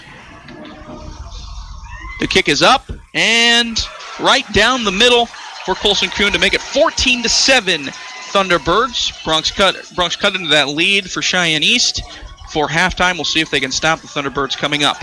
You're listening to Bronx Football here on 1410 AM and 106.9 FM KWYO and watching live on SheridanMedia.com and the Sheridan Media YouTube page. Rooting for the home team is the Wyoming way, and the banks of Buffalo, Gillette, and Sheridan are the 307's biggest fans. Banking with us means you're doing more than ever to support school sports because your money stays right here in our community. We're proud to recognize our hardworking athletes with youth sponsorships, and the local difference means the familiar faces you know and trust for your banking needs are the same ones cheering with you up in the stands. Buffalo Fed Bank. Member FDIC, Equal Housing Lender. This is State Senator Dave Kinski, and you're listening to Sheridan Media Sports. Well, that drive for Sheridan took all those 4 minutes, 48 seconds off the clock, and considering they held when East's last possession was less than a minute, that is exactly what Sheridan wants. I think you can definitely feel a momentum shift in this game right now. They'll take that drive for the rest of the game, every drive if possible. 3:50 left to go here in the second quarter. 14-7 lead for Cheyenne East. And the kick is about to be kicked off. And the kick is away. Another squib kick for the Bronx. And looks like it's picked up by Cheyenne East. A little fake handoff there. A little fake pitch. He's got green grass for Cheyenne East. And he's got one man to beat. And he does beat him. Number 16 for the Bronx is trying to catch him. And he runs out of bounds. A good job by the Bronx to try to push him out of bounds. Number 16 was the last man there. Jackson Lynn for the Bronx to push out that Cheyenne East T-Birds kick returner, and that was a big return for Cheyenne East. A big return. We'll get the number here in a second. Looks like he stepped out a little bit sooner than that there early, marking down at the Sheridan 42.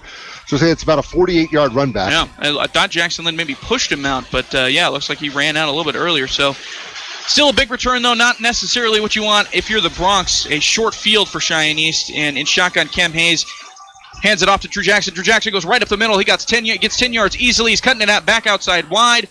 And he's got more yardage down to about the 18-yard line. A big return for Cheyenne East. But we get a flag on the play after the play is finished by, looked like a late hit by number 3 on Cheyenne East. Dom Kazis looked like he got a late hit there for Cheyenne East. Not a good penalty if you're Cheyenne East. No penalty is a good penalty, I guess, but that is probably the worst penalty you can have. An unsportsmanlike conduct, unnecessary roughing, and they're pushing that. Nope, they're pushing East back, I think. Yeah, pushing East back, that big gain. After that big gain, personal foul. 15-yard penalty stays first down. So after that big gain, they're pushed back. So either a little shoving or maybe some jawing. It looked like what I saw down there. It looked like it was a late hit there by Dom Kazis. I couldn't tell who the Bronc was. I thought maybe it was Matthew Kettner who got hit late. Well, he'd be blocking, so so we probably call that just probably unnecessary roughness. Unnecessary roughness, yeah. That's what it looked like there. So 3:31 left here. 14-7 lead for Cheyenne East on the Bronc, about 35. Cam Hayes takes the snap, throws it out wide to Garrett Schlabs. He's got a lot of green grass in front of him, but a good play there by the Bronc defender as more or less the last man to knock him out of bounds. He is slow to get up. Looks like we're going to stoppage of play as the trainers head out to that Bronc defender. We'll get a name here in just a second once I can get a view of his number. Can't tell, it's on the far side. Number 3, it looks like it's Dane Steele who is down for the Bronx. And he's walking around. Looks like it was possibly an arm injury, an upper body injury, as he kind of like chopped at Garrett Schlabs' legs to kind of knock him out of bounds. And he is up, moving back to the Bronx sideline, so that's good to see. And that'll be somebody you do not want to lose if you're the Bronx. And good tackle, though, by him, kind of knocking out Garrett Schlabs' legs as he was trying to get out wide and extend that gain. So, 1st and 10 for Cheyenne East on the 23-yard line of the Bronx. Cam Hayes in shotgun again. 2 wide receivers on the near side, 2 to the far side, running back in the backfield.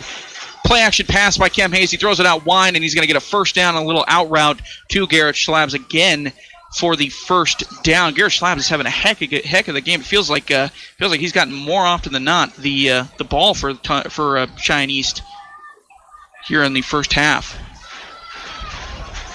Shotgun again here for Cam Hayes. 3 wide receivers to the near side. A handoff to Drew Jackson, but the Bronx defenders swallow it up. First man there made the tackle. A great job there by the Bronx defenders. Yeah, for those wondering now, I know we have a camera pointed at the scoreboard and it tries to automatically read it. It's not 74-14. It just has a hard time reading the football symbol. Sometimes yep. Yeah, so it really is 14-7 East. 14-7 East here on the Bronx 13-yard line. 2nd and 11 for Cheyenne East. Cam Hayes rolling out wide, takes the ball, and he throws it. It's picked off by Dane Steele, and he's got a lot of green grass. We'll see if he can cut it upfield. He's up to the 40, to the 50. Gets knocked out at about the 47-yard line. A great play by the Bronx, and a much-needed play to stop that Cheyenne East offense. Good job. There is a flag, though, way down on the Bronx, about 3-yard line, and we'll see what the call is. This would be a tough break for the Bronx. 2, if this is on the Bronx, this would be another bad penalty in a bad spot. They had a penalty earlier that was holding on a fake punt that they tried to, they got a first down, but it was holding, and it was called back. We'll see what the call is here. Referee about to give us the call. A personal foul, face mask. Face mask, the 15-yard variety. So another 15-yard penalty, tack it on to that interception return. So he returned it to about the Bronx 47, add an extra 15 yards. They are now down to about the Cheyenne East 39-yard line, give or take a few yards. 36-yard line, as it looks like, they're lining up. Great job by Dane Steele, a big interception. We'll see what the offense can do here for the Bronx. Bronx offense is ready to go. They're waiting on the referees to get into place here. And here we go. Cale Gilbertson in shotgun. 2 wide receivers to the near side, 2 to the far side. Checks back into the Bronx sideline to get the play again. We'll see what Cale Gilbertson and the Bronx offense can set up here. Quick play to Colson Kuhn, and he gets about 2 or 3 yards on the run right up the gut. Yeah, see, now, you remember, when it comes to face masking, if the referee just gives the face mask symbol, that's the 5-yard variety. But if he goes personal foul face mask, that's 15. That's 15. Similar for running into and roughing the kicker. Right. Another shotgun set here for the Bronx. Cale Gilbertson rolling out wide. He is in trouble, and he tries to get the ball away, but the ball is out. It is. Nope, they're calling it incomplete. Calling it incomplete. Wow, maybe bailed out there a little bit. An incomplete pass for the Bronx. Cale Gilbertson, he was basically getting pulled down as he tried to get rid of that ball. And there was a receiver nearby, so that's why they're not calling.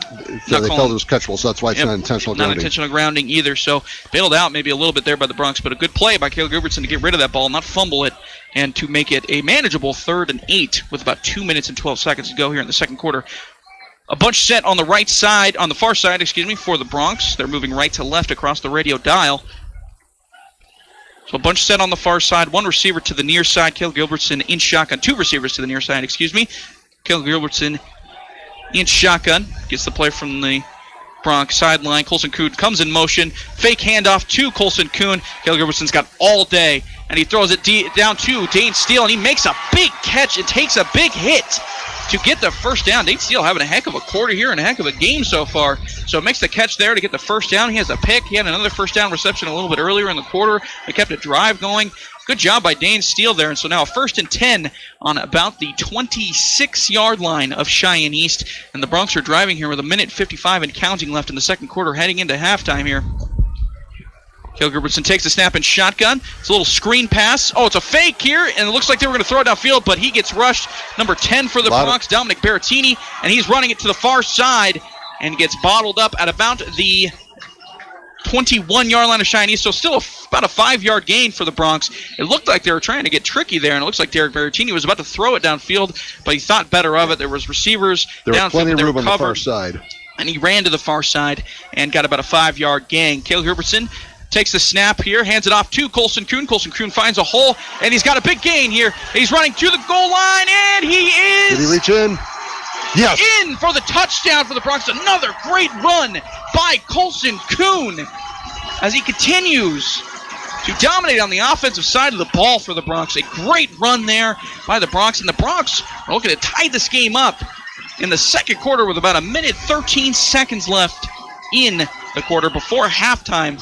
Great run by Colson Kuhn. Good job, and he's still super excited as he lines up for the kick here to kick the extra point. Colson Kuhn is ready. He takes the snap up and away, and it is good. It is a tie game now between Cheyenne East and Sheridan. This feels a little bit more like what we were expecting from both teams. How big was that interception and the personal foul after it was over? Huge interception. It gave them basically enough time to score before halftime, and now there's 1:13 left. Still, I would say a decent enough time for Cheyenne East to go down and at least get some points before half, so you got to be aware of that. We're going to take a quick break, and we'll be back. More Bronx football here on 1410 AM and 106.9 FM KWYO, and streaming live on SheridanMedia.com and the Sheridan Media YouTube page. Troy Baker from Hammer Chevrolet got a quality car we want to talk about right now from Hammer Chevrolet. Bob, come in and take this 2018 Lincoln MKX Reserve for a test drive. It comes with the EcoBoost Driver's Assist package that's priced at $36,295. This is a very nice vehicle. Plus, all our pre-owned vehicles are always priced below NADA book value. Go to HammerChevy.com and check out all the pre-owned vehicles. 107 East Alger, open Saturdays till 4. This is Dr. Michelle Meehan, and you're listening to Sheridan Media Sports. And welcome back here to Bronx football. Tie game now, 14-14 for the Bronx and Cheyenne East T-Birds. 1:13 left in the second quarter, heading into the end of the half. And the kick is away for the Bronx. Another squib kick. Fielded at about the 25 for Cheyenne East, and the Bronx are able to wrestle them down at about the 30-yard line. That was probably more of what they were looking for. They've been squib kicking all game long, the Bronx have, and that was probably more of what they were looking for. It was handled by the up back, and he only got about a 5-yard gain out of it, and before he was tackled down at about the 30-yard line. Yeah, I told you about the yardage there in the first quarter. It was 152-26 for East. Second quarter so far, though, Sheridan's winning this battle 101-27. There you go. Battle of 4 quarters, right? Exactly. And Coach Murray said he wants to see both sides try fourth quarter because East really has been challenged since the Thunder Racing game. Absolutely, yeah. 1:09 left. Shotgun snap here for Cam Hayes. He's looking downfield. A little bit of a cross route. Garrett Schlabs once again makes a catch, and he's tackled down at about the 1 for a gain of about 1 to the East 31-yard line. Good defense there by the Bronx to kind of bend, not break. So 2nd and 9 for Cheyenne East. Time is ticking. 53 seconds left. Cam Hayes rolling out left, fields it in shotgun, rolling out left, looking for a man downfield, but he scrambles down for an extra about 4-yard gain, and it's probably looks like they're going to take a timeout as well. He was looking downfield and just decided to take it himself for about a 3 or 4 yard gain for Cheyenne East. So with the timeout, we're going to take a quick break. 41 seconds left in the second quarter, tied 14-14 here at Homer Scott Field. You're listening to Bronx football here on AM 1410. AM 1410. KWYO. Thank you. Streaming live on SheridanMedia.com and the Sheridan Media YouTube page. I have a great new idea for lunch at Farmers Co-op. I'm calling it the Build Your Own Sampler Platter. I couldn't make up my mind, so I walked up to the deli window and ordered all 3, gizzards, mushrooms, and some hot samosa sticks. It was awesome. You can do the same thing with mini tacos, jalapeno poppers, wings, heck, mix and match anything you want. Lunch can be pretty cool at Farmers Co-op, owned by those they serve at 1450 Coffeen Avenue in Sheridan. Coffee with a view of freshly capped mountains is... And it looks like the offense and defense are out ready to go here. Cam Hayes in shotgun. 3 wide receivers to the near side, 2 to the far side. Takes the snap. He's looking downfield. A quick out route to Garrett Schlabs again for Cheyenne East. He's been all over the field, and it looks like it was a gain of almost 10. So it was a first down for Cheyenne East to the Cheyenne East 43-yard line. 38.1 seconds left to go here. Cam Hayes takes the snap.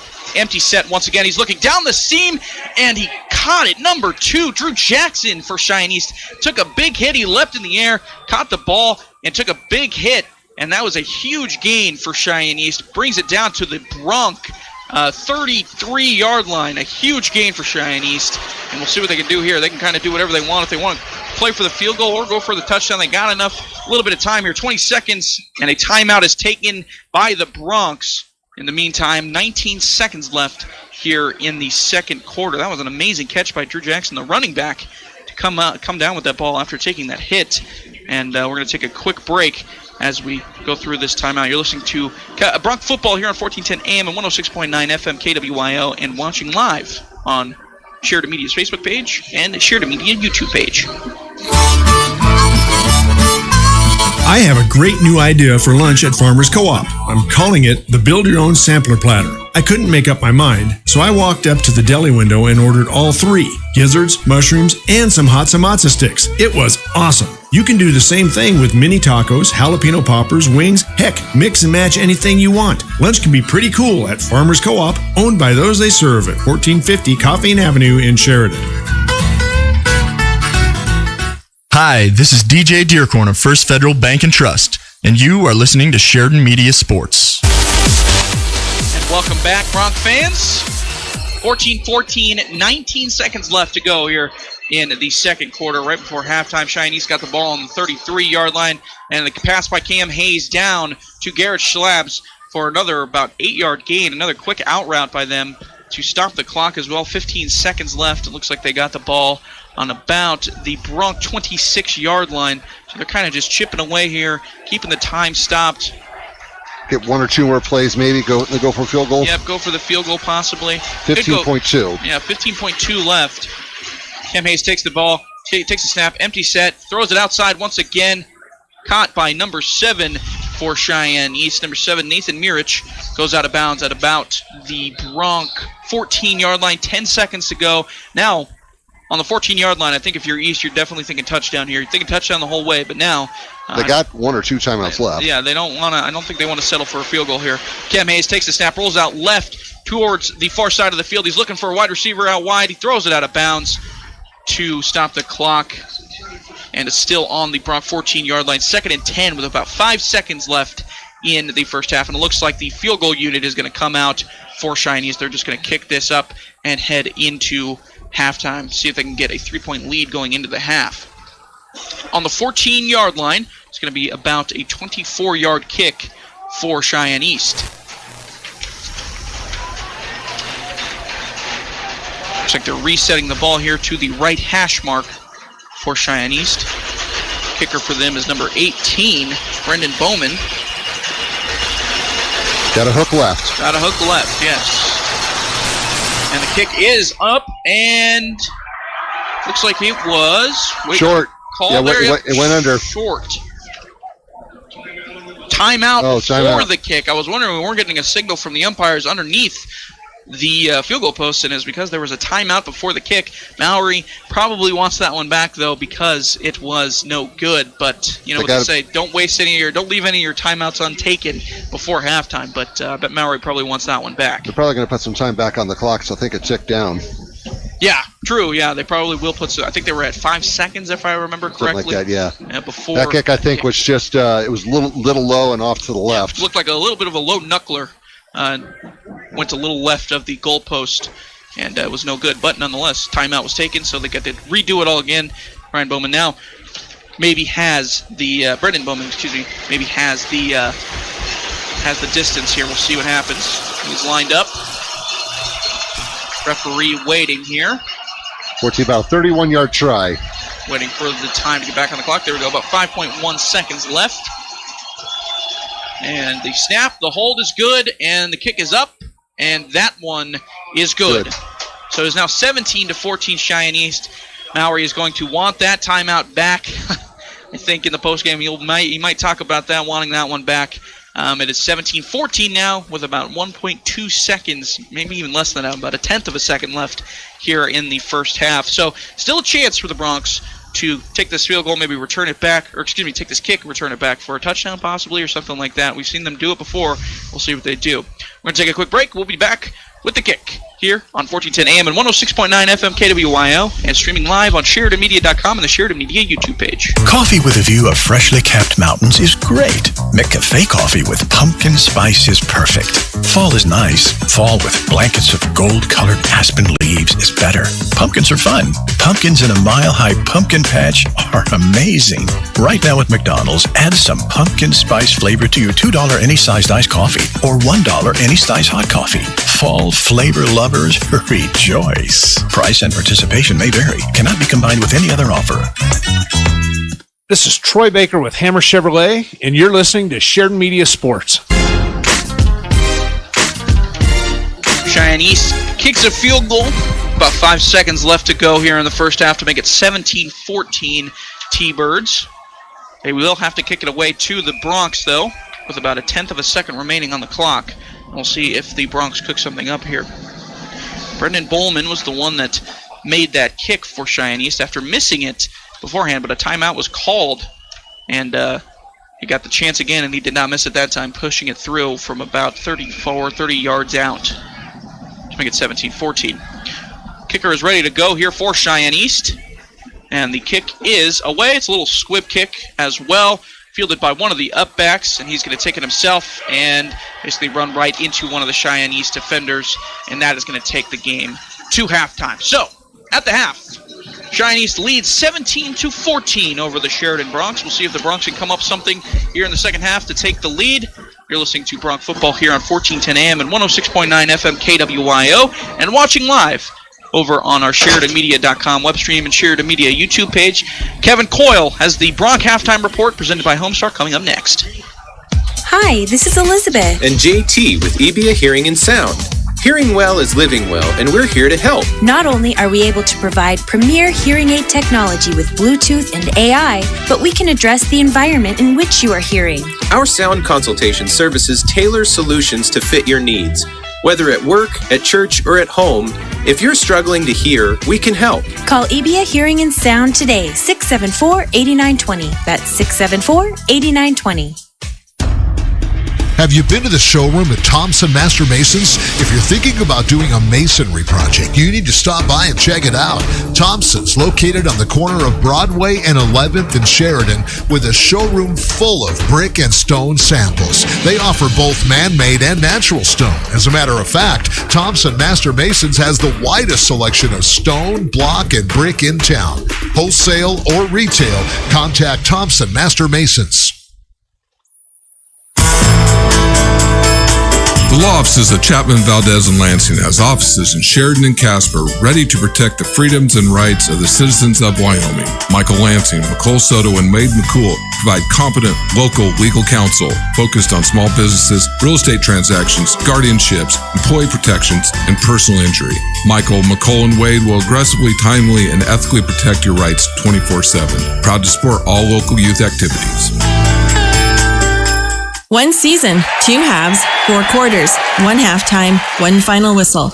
A season of memories to last a lifetime. Don't let distractions turn those memories into tragedies. Texting while driving is a dangerous distraction. Sending or reading a text takes your eyes off the road for 5 seconds. At 55 miles per hour, that's like driving the length of an entire football field with your eyes closed. Whether you're driving to the game or down the court, WYDOT reminds you to stop the text and stop the wrecks. Paid for by WYDOT Federal 402 funding.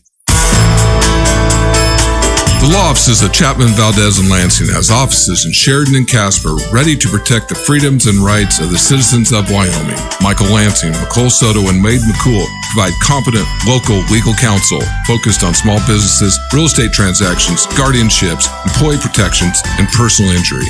Michael, McCole, and Wade will aggressively, timely, and ethically protect your rights 24/7. Proud to support all local youth activities.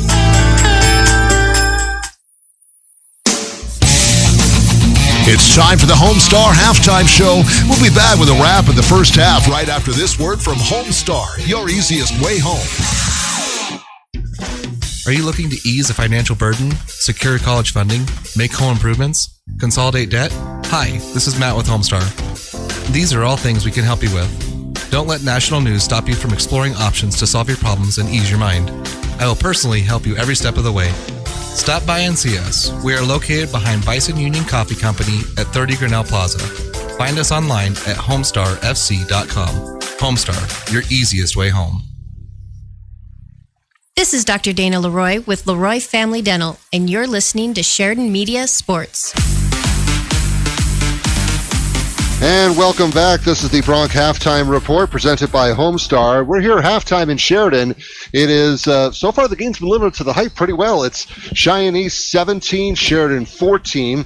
Let's break down the scoring place here. Cheyenne East in the first quarter with 4:45 to go in the first. It was Cam Hayes to Garrett Schlab for 14 yards. That made it 7-0 Thunderbirds.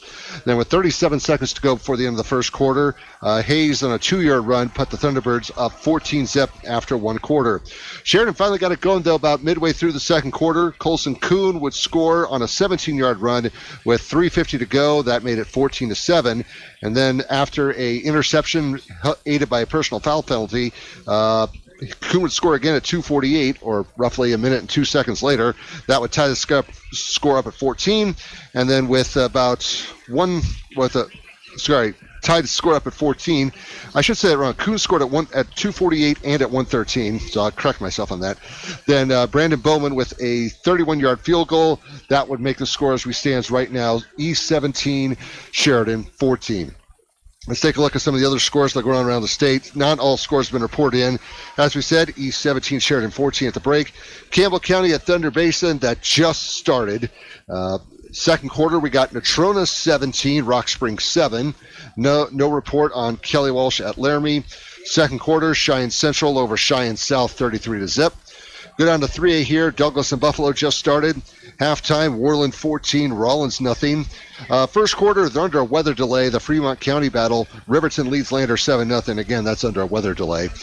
Also, Green River and Cody just started. Third quarter, we got Star Valley 34 and Powell 14. Nothing yet to report on Evanston and Jackson. Let's go down to 2A here. Stay in Sheridan County. Tongue River victorious over Torrington, 48-13. Torrington would score first. Nothing happened in the first quarter. Torrington scored first to go up 7-0. Tongue River would respond to tie it. Torrington then ran the kickoff back to go up 13-7. Then it was all TR from there. They would actually score 2 touchdowns in a span of 9 seconds to go up 20-13. Yeah, how do you do that? Well, you go touchdown, fumble, kickoff, touchdown again, one play later. That's how you do it, and then they would just own the second half again. Tongue River over Torrington, 48-13. The Eagles now 5-0 on the season. Next week they play at Burns. Right now, we last heard second quarter, it is Bighorn 21, Wheatland 7. So that game's still going on about 15 miles south of here or so. Bighorn will be at Newcastle next week. Other scores, final from yesterday, Newcastle 32, Upton Sundance 14. No score to report on Burns and Glenrock. Finals from today, Lovell 26, Rich County, Utah, nothing. Another final, Cokeville 21, Mountain View, nothing. Final score, Thermopolis 34, Pinedale 6. Final score, we're going to go down to 9-man now. Shoshone 47, Riverside 6. Wind River all over Wyoming Indian 82-0. 82-0. Rocky Mountain Grable just started. Big Piney at St. Stephen's. That game is tomorrow at noon. Earlier, 9-man, Southeast all over Guernsey Sunrise, 69-6. Lusk at Pine Bluffs just started. Here's a weird one, halftime. This is a weird one, halftime. Saratoga 2, Wright nothing. So all we get is a safety in that game so far. Second quarter, Lingo Fort Laramie 21, Moorcroft nothing. Let's go down to 6-man right now. Final from earlier today, Encampment all over KC. They go into Johnson County Encampment 71, KC 6 and 6-man. Also Burlington 66, Farson Eden 16. No score to report right now between Hanna, Elk Mountain, Medicine Bow at Midwest. And then 2 games tomorrow. It will be Hewlett against Little Snake River. They're going to play that game at Midwest, neutral site game. And then also tomorrow, Meeteetse at DuBois. Also here in Sheridan County, yesterday, the Sheridan Lady Bronc volleyball team, they went to Casper to play Green River in a neutral site game. Green River won that one 3-0. The Lady Broncs play today at Cheyenne Central, and then again tomorrow at Cheyenne East. Bighorn played home to 3A Moorcroft earlier today. Did not get a score on that. They will be home tomorrow about 1 o'clock against Sundance. That is a rematch of last year's 2A state championship game. Tongue River, they played home today against Wright, and they will go to Moorcroft Norcroft tomorrow, and Arvada Claremont. They were home today as well against Upton. We do not have a score on that. Cross country, Bighorn ran earlier today at Wright.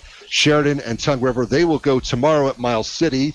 Girls swimming, Sheridan hosting the Gillette schools. That was today. They will swim tomorrow at Kelly Walsh. They have a couple home dual meets next week. And then, of course, now UW football, they're back in action tomorrow. 5:30 kickoff at home against San Jose State. We will have the coverage for you live on AM 1410 KWYO, beginning with the pregame show starting at 4 o'clock. Also, if you're going to the game, though, get there early because the UW men's basketball team will be having a free scrimmage at the Arena Auditorium beginning at 3 p.m. And then afterwards, there'll be photos and autographs. So, you get more value out of your trip. You can watch basketball team play, meet and greet with them, then go watch the football game afterwards. Then also tomorrow, Sunday, I should say, round 1, it's Broncos versus Raiders, starting at 2:25 p.m. at Las Vegas. Again, we're here at halftime on the Bronc Halftime Report presented by Homestar. It is East 17, Sheridan 14. Sheridan will get the ball first to start the second half. We're going to take about a 3-minute break and come back with more right after this. There's a lot of hype about mortgage interest rates right now, but like sports, we can be working on your preseason mortgage game. This is Autumn Showtime Morris with Homestar. If you want the best rate when you're ready for a home loan, let's make sure everything you need is in place to get that win. I will personally help you every step of the way. Stop by and see us. We are located behind Bison Union Coffee Company at 30 Grinnell Plaza. Find us online at homestarfc.com. Homestar, your easiest way home. 1 season, 2 halves, 4 quarters, 1 halftime, 1 final whistle. A season of memories to last a lifetime. Don't let distractions turn those memories into tragedies. Texting while driving is a dangerous distraction. Sending or reading a text takes your eyes off the road for 5 seconds. At 55 miles per hour, that's like driving the length of an entire football field with your eyes closed. Whether you're driving to the game or down the court, YDOT reminds you to stop the text and stop the wrecks. Paid for by YDOT Federal 402 funding. When it comes to printed, embroidered, or promotional product needs, there's only one choice in and around Sheridan County. That's Kilpatrick Creations on Brundage Street in Sheridan. Our knowledge and experience puts us ahead of all others. Our expertise guarantees you a quality and affordable product each and every time.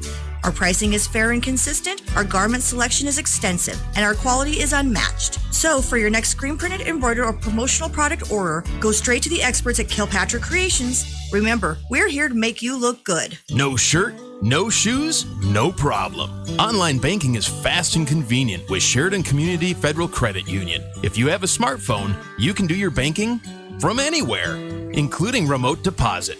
Just take a picture of your check and send it. It's that easy. And you'll instantly have access to the first $200 available and the rest shortly thereafter. Yep, banking is that easy with remote deposit at Sheridan Community Federal Credit Union. Member NCUA, Equal Housing Lender. Do you have family coming to town and not enough room in your home to accommodate them? Book them a room at the Candlewood Suites in Sheridan. They'll enjoy features like fully equipped kitchens that include a microwave, full-sized refrigerator, dishwasher, stovetop, even pots and pans, and free guest laundry. Did I mention the outstanding views of the Bighorns? Book your reservation with the Candlewood Suites and relax knowing they'll feel right at home. Call the Candlewood Suites 307-675-2100. You know what they say, if you're not first, you're last. For all your plumbing demands, choose A+ Plumbers and Appliance Repair. Commercial, residential, new construction, remodel jobs, and all repairs in between. A+ Plumbers and Appliance Repair, because they are number 1 in a number 2 business. Call 672-9454. That's 672-9454. First Federal Bank and Trust formed in Sheridan in 1935 as a financially stable community bank. We strive every day to support and improve the lives of our staff, customers, and communities. Currently, we have some great certificate of deposit specials. We are also assisting you with an increased online savings rate that you can easily open online. First Federal strives to maximize your earnings. We have been your community bank since 1935. First Federal Bank and Trust. Online at efirstfederal.bank. Member FDIC. Find the power you want with the comfort you deserve in an all-new Ram 1500 Heavy Duty or TRX during Ram Truck Power Days. There's a reason U.S. News and World Report named Ram Truck the best truck brand for 2022.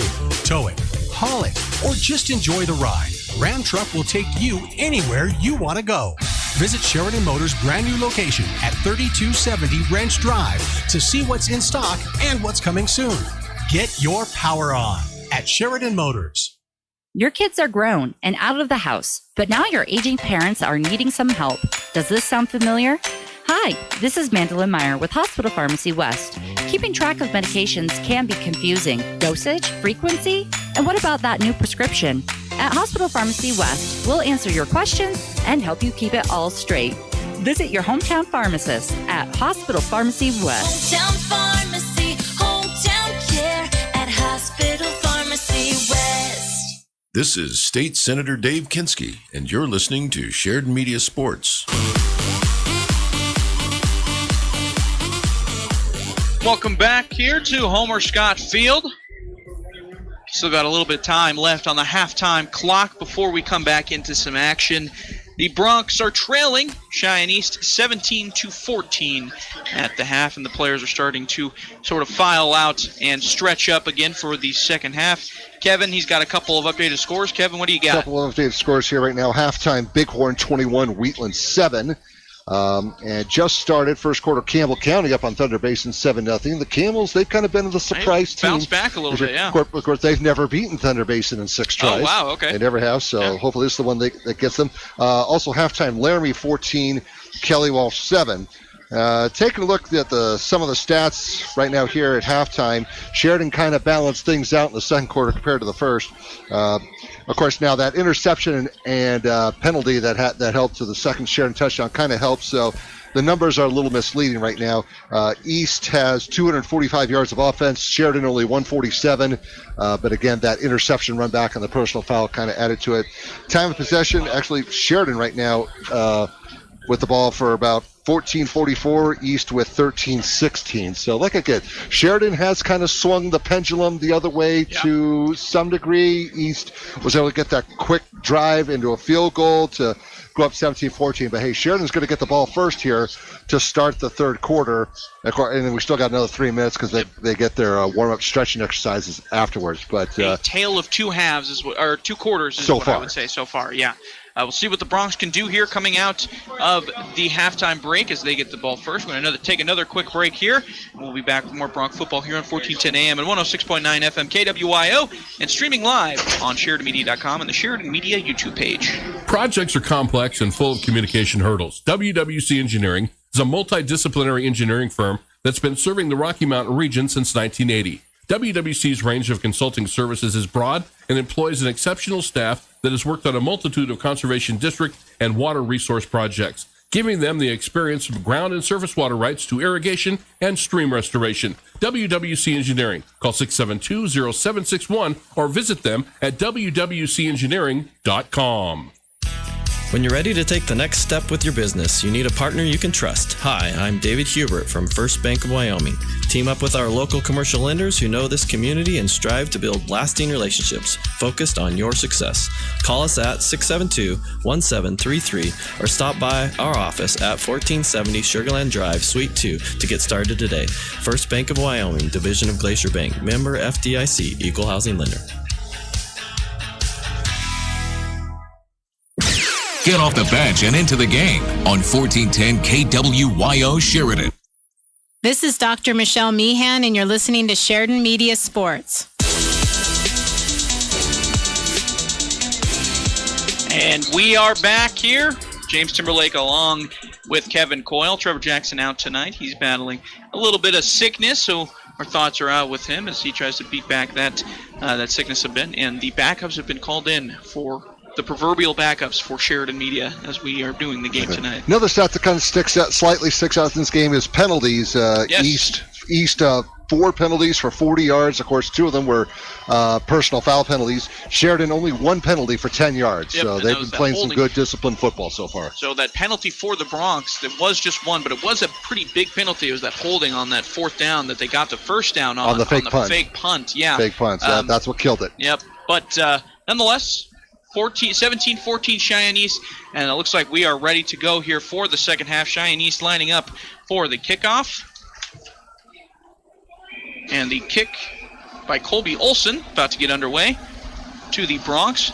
Bronx will be working left to right across your radio dial. The kick is away for Colby Olson, a little bit of a shanker, and fielded by the upback for the Bronx, and he just kind of falls on it, didn't want to play with the bounce there, and the Bronx are going to start their first second half drive off at about the 34-yard line of their own, 34 Bronx yard line. No, actually they're going to about the 25 or so. I'm going backwards here, man. Yeah, about the 25 yard line. 24-yard line. I was about 10 yards too far down the field. Kelly Ilberson in shotgun here.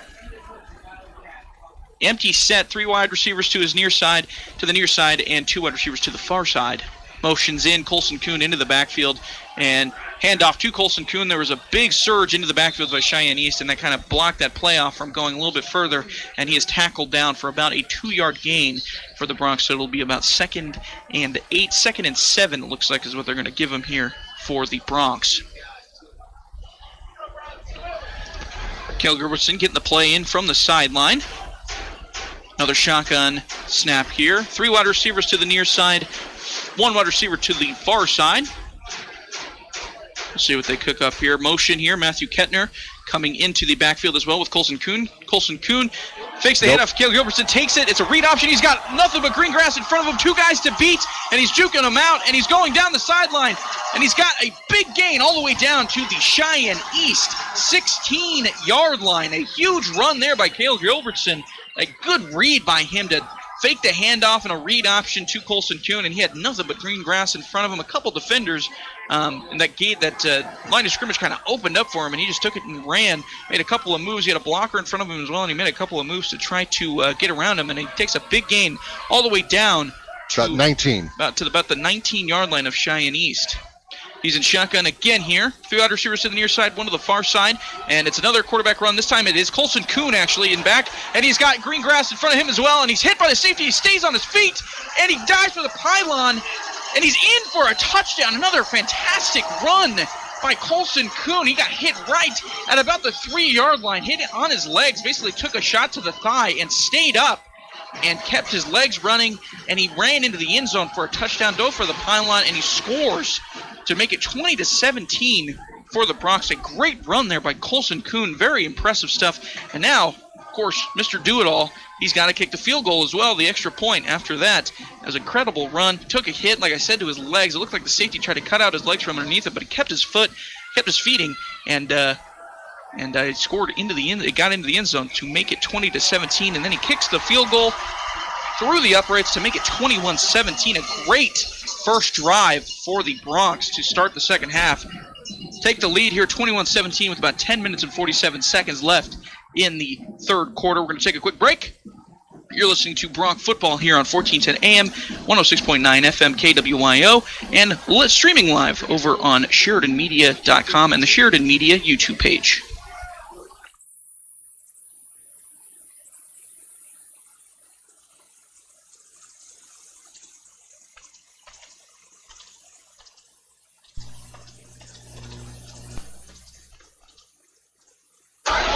We're going to keep it here, actually. We have a player down on the field, it looks like. The successful PAT. Personal foul. We also got a penalty on the field as well. Roughing the snapper on East. That is a big penalty. It'll be enforced on the kickoff as well. So a big penalty there for Cheyenne East. And got a player down, it looks like, for the Bronx. And they are working on him right now.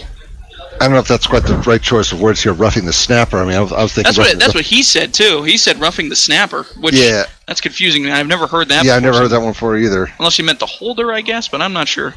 There is a Bronx player on the ground here, so kickoff has been stalled just a little bit. But again, a great drive by the Broncs to start the second half, and we'll see if they can keep it going. Maybe get a good stop here on defense and possibly run down once again to possibly put the score up a little bit further here. And the further spread you get on this Cheyenne East team, the better. Definitely, you do not want to be hanging around this team. Get into a shootout, as they say. Right. Well, let's see now. They're going to attack 15 yards onto the kickoff. Yeah. So I think should be at the 50, I believe, or the 45 or of the Cheyenne East 40, East. or the East Yeah. 45. Yeah, that's a. So what do you do in a situation like that? You just kind of pooch kick it a little bit, or you just kick it? I would think personally, Colson Kuhn's been good enough. He is. I think he can kind of kick it out of the back of the end zone from there, I would imagine. But we'll see what happens there. We still have our Bronc player on the ground here. He's still laying on his back. Trainers are looking at him. The whole Bronc sideline is down on their knee right now, and we will get an update for you as soon as possible about the situation going on there. But once again, Broncs, great job here on this at the beginning of this half. They ended the half giving up a field goal to Cheyenne East, to the T-Birds, and 17-14 heading into halftime, and now 21-17 at this point, and 10:47 left in the third quarter. Yeah, for Sheridan, I mean, they kind of just beat East at their own game on that drive. Yeah, it was quick. I mean, they got the run up the middle by Kel Gilbertson that went for a long ways. I didn't get the exact marking, but it drove them down all the way to about the 26-yard line of East, and then from there... yeah, it's got almost 50-yard gains. Almost a 50-yard gain, yeah. And great play by Kel Gilbertson to get that gain down there and set up a big play from Colson Kuhn to score the touchdown to make it 21-17. Kind of a dead silence has come over the field right now, and we do have a player down on the field for the Broncs. He's still laying on his back, and the trainers are looking at him right now as we speak. We'll see if we can get a number for him here, a number for the injured Bronc here in just a minute. We're going to take a quick commercial break here, and we'll be back with more Bronc football here in just a little bit. Williamson. 1410 AM, 106.9 FM KWYO, and streaming live on SheridanMedia.com and the Sheridan Media YouTube page. As a presenting sponsor, we're so excited for this year's WYO Film Festival. This is Misty Gardner with ERA Carroll Realty. This is a weekend you don't want to miss. Just one of the features is the 50th anniversary re-release and remastered in 4K, The Godfather. The WYO Film Festival starts September 30th. Get tickets at wyofilmfest.org. ERA Carroll Realty. We're about more than real estate. We're about family, friendship, and community. Hamilton Memorial Rodeo kicks off tonight at 6 p.m. with additional performances on Saturday at 6 p.m. and Sunday at 10 a.m. Watch all the action featuring your Sheridan College Rodeo athletes. The Pat Hamilton Memorial Rodeo is free to attend and will be held at the Sheridan County Fairgrounds. See more about the events on the community calendar on SheridanMedia.com. See you tonight at the Sheridan County Fairgrounds. Rodeo starts at 6 p.m.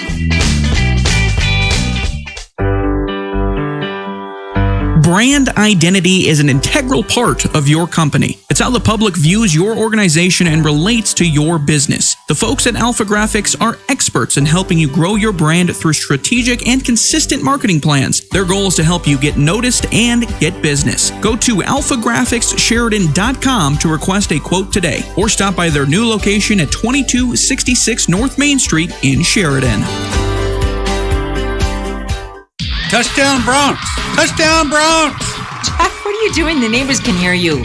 With all the touchdowns the Broncs are going to make this year, I felt I needed to practice. You know, we both like to give our best when giving a helping hand. That's right. We're always willing to give a helping hand to our clients when it comes to buying or selling their property. We even do a free market analysis to anyone that calls. Our clients score a touchdown whenever they work with us at Best Real Estate eXp Realty. Call Kathleen and Jack and get ready to pack at 307-763-1249. Hi, this is Jill Bates with the Best Team. And this is Colton Bates. Deciding the best time to get something done can be hard, whether it's moving, starting a family, or even having dinner. For us, Colton, best time is anytime our clients need us. Buying or selling your home requires around-the-clock attention to new issues that surface. Best time also takes into account that your needs may vary, so we create a plan that fits your schedule and puts your mind at ease. Know that the best time for you is our time, and the Best Team is here to get your deal done. Call 675-BEST, that's 675-BEST, and visit bestwi.net today. Bomber Mountain Nutrition is now under new ownership and has a delicious and nutritious line of products including shakes, smoothies, energy drinks, Manchester Street coffees, protein-packed drinks, plus pre- and post-workout drinks. You can also turn any smoothie or shake into a protein-packed bowl or waffle. Open 7 to 6 weekdays and Saturdays 9 to 4. Look for updates on Facebook and Instagram and order delivery on DoorDash. Or come in at 41 East 1st Street, Bomber Mountain Nutrition, because life has its ups and downs and they're called squats. Sunday Prime Rib Brunch at the Ramada Plaza by Wyndham in Sheridan is every Sunday from 10 a.m. until 2 p.m. In addition to succulent Grade A choice prime rib, you'll enjoy plenty of breakfast entrees, brunch side dishes, and desserts. Adults are $26, seniors are $20, kids 6 to 11 are $15, and kids 5 and under are free. No reservations needed, just show up every Sunday for the Prime Rib Brunch from 10 a.m. until 2 at the Ramada Plaza in Sheridan. Is Wyoming Corporate Office your one-stop shop for everything you need for your Wyoming-based business, LLC, or corporation formulation? Yes. Service of process and mail forwarding services? Indeed. Fulfill the legal requirements for small businesses based in Wyoming? Absolutely. Wyoming Corporate Office provides the communication between your business and the state, so you don't have to. Learn more by visiting WyomingCorporateOffice.com today. Are you looking to ease a financial burden, secure college funding, make home improvements, consolidate debt? Hi, this is Matt with Homestar. These are all things we can help you with. Don't let national news stop you from exploring options to solve your problems and ease your mind. I will personally help you every step of the way. Stop by and see us. We are located behind Bison Union Coffee Company at 30 Grinnell Plaza. Find us online at homestarfc.com. Homestar, your easiest way home. Black Hills Orthopedic and Spine Center of Wyoming is proud to welcome fellowship-trained sports medicine surgeon Dr. Daniel Lichty to their world-class team. Whether you're an athlete or wanting to continue your active lifestyle, Dr. Lichty proudly offers a full spectrum of bone, joint, and muscle care to help you stay strong. Visit bhosc.com to learn more. Black Hills Orthopedic and Spine Center of Wyoming, specializing in what moves you. Now open in Sheridan at 1301 Avon Street, Suite A at the Burton Flats. Hi, this is DJ Dearcorn of First Federal Bank and Trust, and you are listening to Sheridan Media Sports. Well, now we know why it was called roughing the snapper. Yeah, scary scene here. Noah Williamson for the Bronx, the long snapper for the Bronx on that field, that extra point attempt that went through. Number 69 for the Bronx. It looks like he was snapping the ball, and we just watched the replay here, and one of the Cheyenne T-Birds tried to go up and block it, totally inadvertent, and just landed on Noah Williamson basically on his back as he was still bent over. So an unfortunate situation here. The ambulance has been called out, and it's at about the 5-yard line for the Bronx, and they're trying to get him up on the stretcher and into the ambulance to take him off the field. So a very unfortunate situation for the Bronx and for the game in general, I would say, and especially for Noah Williamson, who was on the field. Obviously, we are getting a round of applause from the stands, obviously. All the Bronx players have been on their knee for basically since he's been down pretty much, and we're just hoping for nothing but the best from Noah Williamson here. And like you said, it was totally inadvertent and all that. Yeah, unfortunately, that's the problem. When you're a long snapper, when you snap the ball, it's hard for you to look up, and you're vulnerable there for that few seconds. But like you said, this was totally inadvertent. Yeah, just tried to block the kick and just came down awkwardly on Noah Williamson's back there, and he's been laying on his back for a little bit. They just got him on the stretcher, it looks like, and they're gonna load him up onto the ambulance and get him off of the field, and hopefully he is all right. It looks like they took the face mask off of his helmet as well, and this is a scary scene, man. You still, for the Bronx and for the T-Birds, you still kind of, it's weird after something like this, you have to still play a football game, kind of try to bounce back and get that momentum, especially for the Bronx, that you just gained to get a go-ahead score to go up 21-17. So we'll see how they bounce back here. I think if history says great, I think this is the first time East has trailed all season. Yeah, and hey, no better team than the Bronx to do that to them. I mean, number 2 ranked team in the state, according to YO Preps. And, 21-17 for the Bronx, leading early in the second quarter, 10:47 left in the second quarter. We're about to get the kickoff here. We're going to take another really quick break as they take the ambulance off the field. And we wish nothing but the best for Noah Williamson. Hopefully it's nothing severe. A little bit... reminds me a little bit of Tua last night, just last night, who got his concussion last night in that game between the Dolphins and the Bengals, and it was also a scary sight, and we wish nothing but the best for Noah Williamson, and hopefully it's nothing too severe. We'll be back with Bronx football here on 1410 AM and 106.9 FM KWYO right after this. The Wyoming way. Living in the 307 is close to heaven, and the home we love is made all the better when we take care of our neighbors.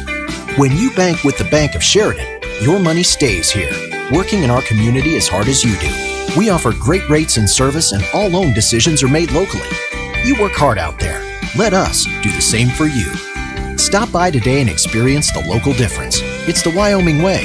BuffaloFed.Bank. Member FDIC, Equal Housing Lender. When the roads turn bad, you find out in a hurry if you need new tires. Hi, this is Chris Hayden with Hammer Chevrolet. Come in and let's get a new set of tires on your vehicle and get you safely on your way. We carry brand names like BF Goodrich, Bridgestone, Continental, Dunlop, Firestone, Goodyear, Michelin, Pirelli, Uniroyal, and more. With our price match guarantee, you never have to wait for a tire sale. Provide us with a better price at the time of purchase and we'll match it. Find a better price within 30 days of the purchase and we'll refund the difference. You can't beat our tire price match guarantee from Hammer Chevrolet. Online at hammerchevy.com. This is Troy Baker with Hammer Chevrolet, and you're listening to Sheridan Media Sports. And welcome back, football fans. Ambulance has been taken off the field, has been driven off the field. Noah Williamson on his way in the ambulance. Nothing but the best for him, but we still got a football game to play. And that personal foul that came from that play, inadvertent, obviously, like we said, from the Cheyenne East T-Bird, just trying to block the field goal, but it was a personal foul.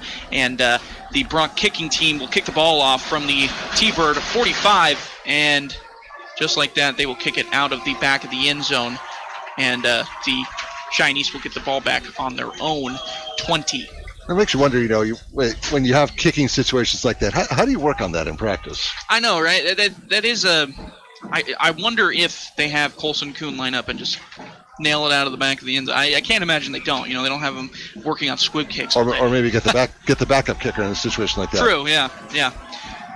All right, well, we'll see what happens here with the T-Birds. First time they've trailed all season, like Kevin said earlier. And we'll see how they respond. Cam Hayes ready to go in the shotgun set. One running back in the backfield. Looks like a read option. Hands it off to Drew Jackson, number 2. And he's got a little bit of room on the outside for about 6 or 7 yards on the first down play to make it 2nd and 3 with about 10:35 left in the third quarter. The one thing so far is that really the weather hasn't been much of a factor. It's turned out to be a pretty nice night, I would say. We didn't have to deal with rain. We did before the game, but hasn't turned out to be much of a factor late this evening. Cam Hayes drops back from shotgun. He throws a little corner route to number 7 for Cheyenne East, Nathan Mirich, for a first down for Cheyenne East up into the Bronx 32. So they're rolling here, Cheyenne East. 2 good plays to start the drive, trailing 21-17. Another quick play here. Handoff to Dom Kazis. First time we've called his name all night on offense, and he is taken down for about a 3-yard gain, give or take, to the Bronx 35-yard line, 36-yard line. A couple updates right now. Third quarter, Bighorn 28, Wheatland 7. Okay.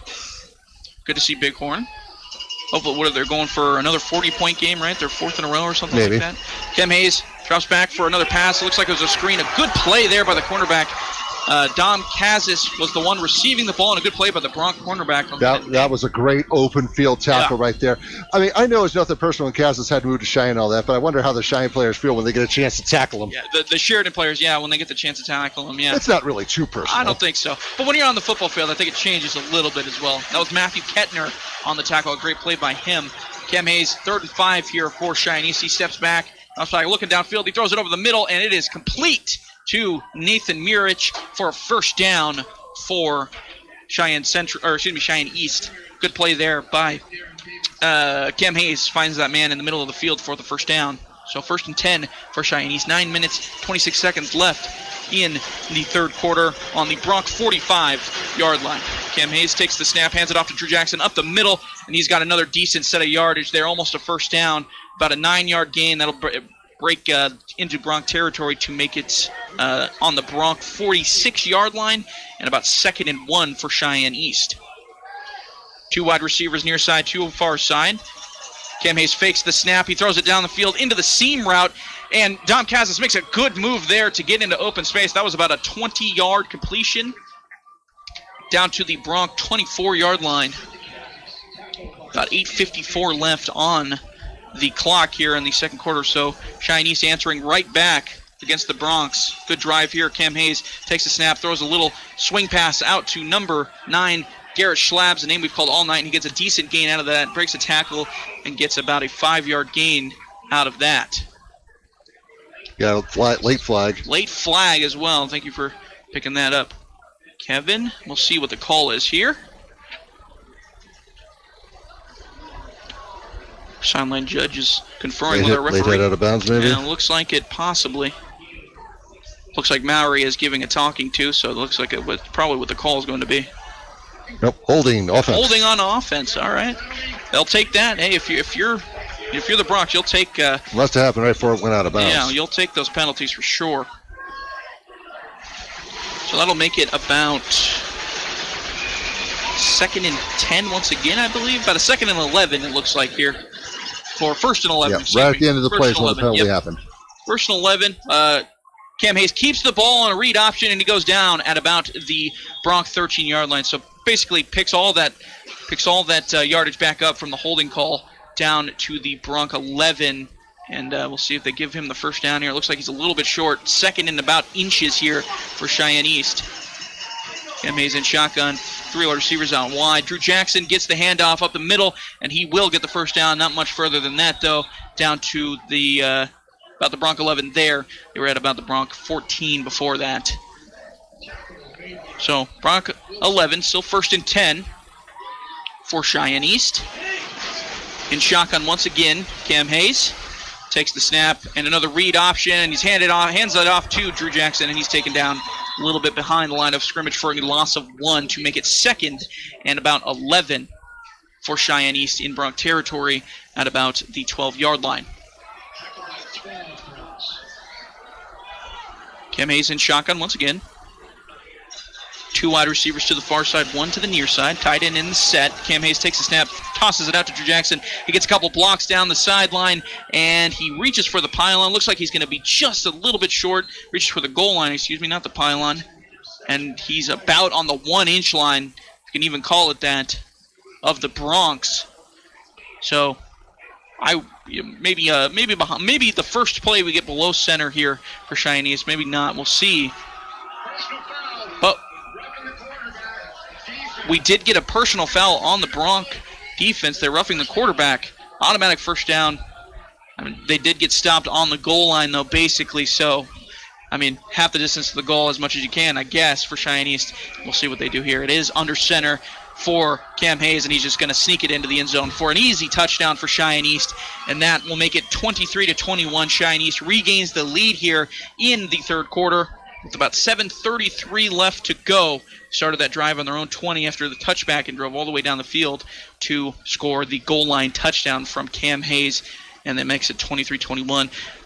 PAT pending here, and the kick is up, and it is good to make it 24-21 Cheyenne East. So, Sheridan answers at the start of the half. Cheyenne East answers right back and forth as we go, kind of as expected for the number 1 and then number 2 teams in the state. We'll get a quick break, and we'll get more Bronc football right after this on 1410 AM and 106.9 FM KWYO, and streaming live on SheridanMedia.com and the Sheridan Media YouTube page. Cool evenings mean it's time to get ready for those colder days ahead. How do your corrals look? Farmers Co-op has the panels and other fencing materials to get them fixed. Are your bunks in good shape? Farmers Co-op can help you with those as well. Need to order some livestock vaccines? Yep, Farmers Co-op is the place. Whatever you need to get your place in shape for the cold months ahead, you'll find it at Farmers Co-op, owned by those they serve at 1450 Coffeen Avenue here in Sheridan. This This is Dr. Dana Leroy with Leroy Family Dental, and you're listening to Sheridan Media Sports. Another quick touchdown drive for Cheyenne East to make it 24-21 with about 7:33 left in the third quarter. Back and forth we go here. First touchdown, a touchdown for the Bronx to start the half, and then a touchdown to answer back for Cheyenne East, and it's 24-21. And the kickoff is away for Cheyenne East. The Bronx field it at about the 14-yard line. Matthew Kettner has the ball. He's going right up the middle. He's got nothing but room in front of him, and he's got one man to beat. Cuts back inside. Got a couple more Cheyenne East T-Birds coming up, and they're going to make the tackle, but a great return by Matthew Kettner down to the east 42-yard line. 46-yard line, excuse me. The perfect play start to this next series for the Bronx. That's exactly a 43-yard return there? A 43-yard return for Matthew Kettner. Good job fielding that off the bounce as well, and then finding the hole that he needed to find, and gets down to about the Cheyenne East 41-yard line. Colson Kuhn in the backfield. A little bit of wildcat here. Colson Kuhn in the backfield. Empty set. Two wide receivers to his near side, two to his far side. He takes the snap, and he's going to take the ball, run it to the right side, and he's going to get a good piece of yardage there. Might be a first down. See what the call is. It is a first down to the Cheyenne East 30-yard line. 24-21, 7:15 left in the third quarter. The clock is running here. Kyle Gilbertson back in the game as the quarterback. Looks like they're going to have three receivers to the near side, one to the far side. Colson Kuhn will be in the backfield here again. Kyle Gilbertson in shotgun, ready for the snap. Just got the play in. He's going to call Matthew Kettner in a little bit of motion. The handoff to Colson Kuhn down to the right side, and he's going to get another big chunk of yardage there, and he keeps going. Oh, another great run by Colson Kuhn. Couldn't find the end zone, but he was very close to breaking that last tackle for somebody around his ankle got him, and he would have walked into the end zone after if he would have broke that last tackle. But a great gain there as well, down to Cheyenne East's about 8-yard line, and another first down for the Bronx. The run game really getting going here for the Bronx. It's good to see their best player, Colson Kuhn, is their running back, and it's good to see that he is getting his feet under him here in the second half as well. Kale Gilbertson, three wide receivers to the near side, and he takes the snap, hands it off to Colson Kuhn again. This time he is swallowed up in right about the line of scrimmage, I would say, so I don't think a loss there. About the Cheyenne East 8-yard line is what I would say. Looks like it was a gain of 1 is what they'll give them. So 3rd and 9 here. 2nd and 9, excuse me. Kale Gilbertson in shotgun. Two wide receivers on both sides. Running back in the back. It looks like it is number 34, Colson Kuhn. Came out for a little bit of a rest. Number 34, Taryn Grooms in the backfield with Kale Gilbertson. Gilbertson takes the snap, a little bit of a high snap. He takes it himself. Looks like it was a QB run all the way. Only gets a little bit of yardage there. About a gain of 1 or 2 as well there. So it'll be 3rd and about 6 is what it looks like they're going to give him for the Bronx. Colson Kuhn back into the game. He's playing the quarterback position now, so a little bit more of the Wildcat with Taryn Grooms next to him and two wide receivers on the near side, two on the far side for Colson Kuhn. Colson Kuhn identifying the Mike linebacker here. He takes the snap, read option. He takes the ball up towards the goal line, and looks like they're going to mark him just short, right before the goal line. Looks like he was brought down. And, I mean, I don't think they're going to bring out the kicking unit here if you're Jeff Mowry. But it is a first down. Excuse me, it is a first down. It wasn't a 3rd and goal, excuse me. It is a first down. He got the first down. Or no, they're going to make it a 4th down. Excuse me. Still 4th down, according to our lines crew. Yeah, I don't think they're... yeah, because first down was at the 9, I think. Right, yeah, I don't think they're going to... 4th to go, about half a yard to go. Yeah, they're not going to bring in the field goal kicking unit here. So Kale Gilbertson lines up at shotgun. He takes it himself. And maybe Colson Kuhn actually couldn't really see. That was Colson Kuhn. And he basically walks into the end zone for a touchdown to bring the Bronx back out in front, 27-24 here with about 4:34 left in the third quarter. Good job by Colson Kuhn. A good kickoff return led to a great drive there by the Bronx. Good running game, especially by Colson Kuhn. Kale Gilbertson as well took a couple runs, and that's kind of what the Bronx have wanted to do all game, get the running game going. knock off as much clock as possible as they can. Keep the ball out of that high-flying, prolific offense that Cheyenne East has. The kick is up from Colson Kuhn for the PAT, and that one is good as well to make it 28-24 with 4:34 left in the third quarter.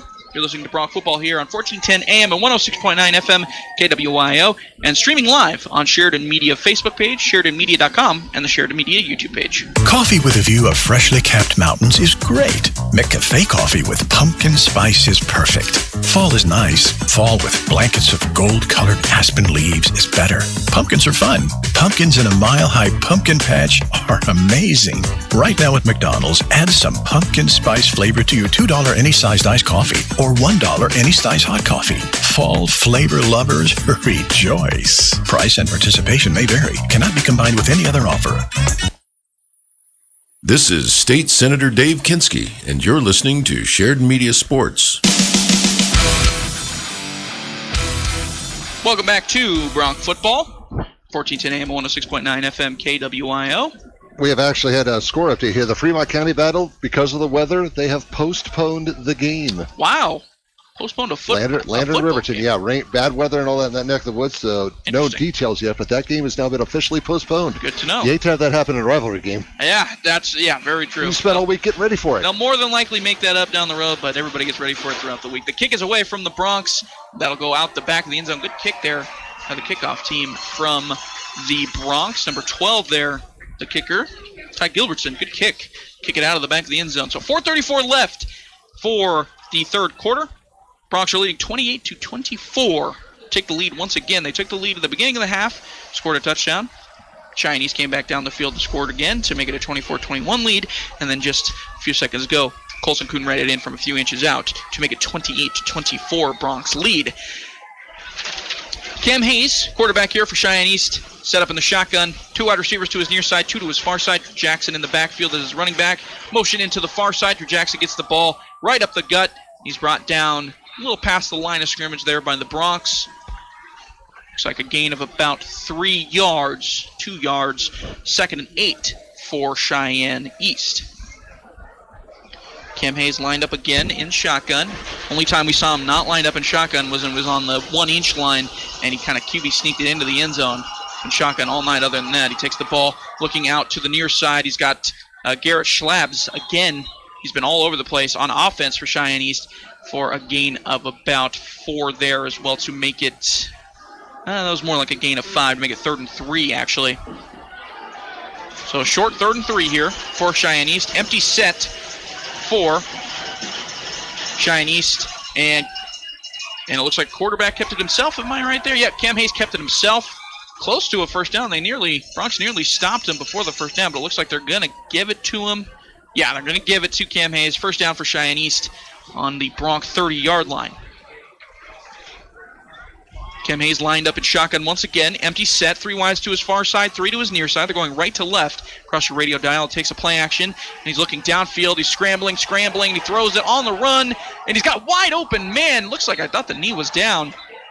And it looks like a late hit there by Matthew Kettner. It looks like Mowry is not okay. Doesn't like the call there. I thought the knee was down when the receiver there made that catch for Cheyenne East. I couldn't see who it was. It may have been Dom Kazis. It looks like it was Dom Kazis who made that catch. And I thought his knee was down, but then he looks like he tried to retreat out of bounds, and that's when Matthew Kettner hit him on the sideline. And that'll be a personal foul against the defense, so an extra 15 yards. So big gain. You can hear the boo birds coming out from the Bronx against the referees there. But nonetheless, 15-yard gain tacked on to pretty big gain there by the Cheyenne East T-Birds regardless. So now it's a 1st and 10 on the Bronx 35-yard line. Cam Hayes in shotgun, 3 to the near side, 1 to the far side. Drew Jackson in the backfield. Referee standing over the ball, and now we are ready to go. Cam Hayes is ready to go. He takes the snap, looks down to the left, tries to throw Garrett Schlabs again, but he missed him to his left a little bit, or to his right a little bit. And that is an incomplete pass. Feels like that's, I don't know if that's right, but it feels like the first incomplete pass that they forced all night. Might be right. Man, third quarter, about 3 minutes and 12 seconds left. They've firing on all cylinders, and lo and behold, Bronx have the lead. And that's a good sign for the Bronx, I would say. So 2nd and 10 from the Bronx 35-yard line. Cam Hayes getting the play from the sideline. One wide receiver to the near side, two to the far side. Drew Jackson in the backfield. Motion in, Garrett Schlabs. A handoff to Drew Jackson again, and the Bronx defense makes a pretty decent effort there at the line of scrimmage, but Drew Jackson picks up another extra 4 or 5 yards there to make it about 3rd and 5 from the 30-yard line of the Bronx. Alex Haswell comes to the sideline for the Bronx to get a breather. And the defense for the Bronx looks like it's still shuffling around a little bit. We got a bunch set over on the far side for the Bronx, and it's a blitz by the Bronx. Picked up well. It looks like it was a screenplay, a good call, but the Bronx defense is swarming the ball carrier, and he's going to get no gain. Back to basically the line of scrimmage to make it 4th and 5 from the Bronx 30. We'll see what they do here. Might be in that kind of weird dead zone where they don't want to punt it, and I don't know if their kicker can reach it from here. That'd be about a 40-yard attempt, give or take a few yards. We'll see what they do. It looks like they're keeping the offense out there to make it. Looks like we're going to get a timeout as well. All that running around. And yeah. They get no gain on the play. Yeah, no kidding. Yeah, football's measures left to right, not up and down. Looks like we're conversing on what the down is here. I thought it was 4th down, but it looks like is it 3rd down? They have it 3rd down on the line, Judge. Play action pass by Cam Hayes. He's finding the seam, and that goes over his head. So an incomplete pass again. I thought it was 4th down here. Sorry, we got a little bit of confusion here, it looks like, from the line judge and the chain gang. I thought it was 4th down. I think the scoreboard thought it was 4th down. They had 4th down on the scoreboard as well. And I believe the Bronx sideline was also saying it was 4th. They were thinking it was 4th down. We'll have to go back and look at the film on that one. Maybe they're getting a 5-down set here. But nonetheless, 4th and 6 now. Cam Hayes takes the snap, rolls right towards his wide receivers, and he makes the pass to number 7, Nathan Mirich, for Cheyenne East for a 1st down. I'm sure the Bronx brass is not happy about that one. I could just be incorrect, but I thought they had a 4th down there before that play, and that incompletion would have been a turnover on downs, but I could be wrong. Nonetheless, Cam Hayes takes the snap on the 1st down and throws it out to Garrett Stubbs on a little swing pass, and the Bronx defense holds them at about the 20-yard line. Well, careful, almost there. Another late hit there. Almost another late hit there. That'll be a gain of about 1 or 2, make it about 2nd and 9 for Cheyenne East. So Cam Hayes getting the play from his sideline once again. Looks like they're going to have 3 receivers to the far side in a bunch, and 1 receiver to the near side. So screen, it looked like a screen pass, but they faked it out a little bit of a slant to their wide receiver, and he gets almost a 1st down. Looks like they will give him the 1st down at about the 11-yard line of the Bronx. Looks like the chain gang is having a little bit of difficulty keeping up with this offense, which, fair enough, so am I. Cam Hayes in shotgun once again, 3 to the near side. Drew Jackson in the backfield, 1 wide receiver to the far side. Cam Hayes looking left, looking right, scrambles a little bit, and he just throws that one away towards the far side of the end zone to make it 2nd and 10 from the Bronx 11-yard line. I'll update you right now, 3rd quarter, we got Natrona 24, Rock Springs 7. You know, I told you that weird score between Saratoga and Wright. It's 2-0. Yep. Now it's 4-0. Scorigami. Might be looking for a scorigami in high school football. Well, that 11-10 Broncos win. What was that? Was that one? It was not one. It was close, though. I was hoping we'd get one. Cheyenne East, Cam Hayes, empty set in shotgun, looking left to throw the ball, and he throws it down the seam, and he's got a man in the end zone. A great catch for a touchdown by number 9 for Cheyenne East, Garrett Schlabs. The man has been all over the place all game, and Schlabs has another touchdown for Cheyenne East to make it 30-28. Schlabs had a little screen end-around touchdown pass. They went for the pylon earlier in the game. Now he's got number 2 on the game. Extra point is up for Cheyenne East, and it's close. It was good for Cheyenne East. So now 31-28. We're going back and forth on offense, and we'll see if the Bronx can keep up with Cheyenne East here. We're listening to Bronx football on 1410 AM and 106.9 FM KWYO, and watching live on SheridanMedia.com, Sheridan Media Facebook page, and the Sheridan Media YouTube page. Coffee with a view of freshly capped mountains is great. McCafe coffee with pumpkin spice is perfect. Fall is nice. Fall with blankets of gold-colored aspen leaves is better. Pumpkins are fun. Pumpkins in a mile-high pumpkin patch are amazing. Right now at McDonald's, add some pumpkin spice flavor to your $2 any-sized iced coffee or $1 any-size hot coffee. Fall flavor lovers, rejoice. Price and participation may vary. Cannot be combined with any other offer. This is Dr. Michelle Meehan, and you're listening to Sheridan Media Sports. Welcome back to Bronc Football here on 1410 AM and 106.9 FM KWIO.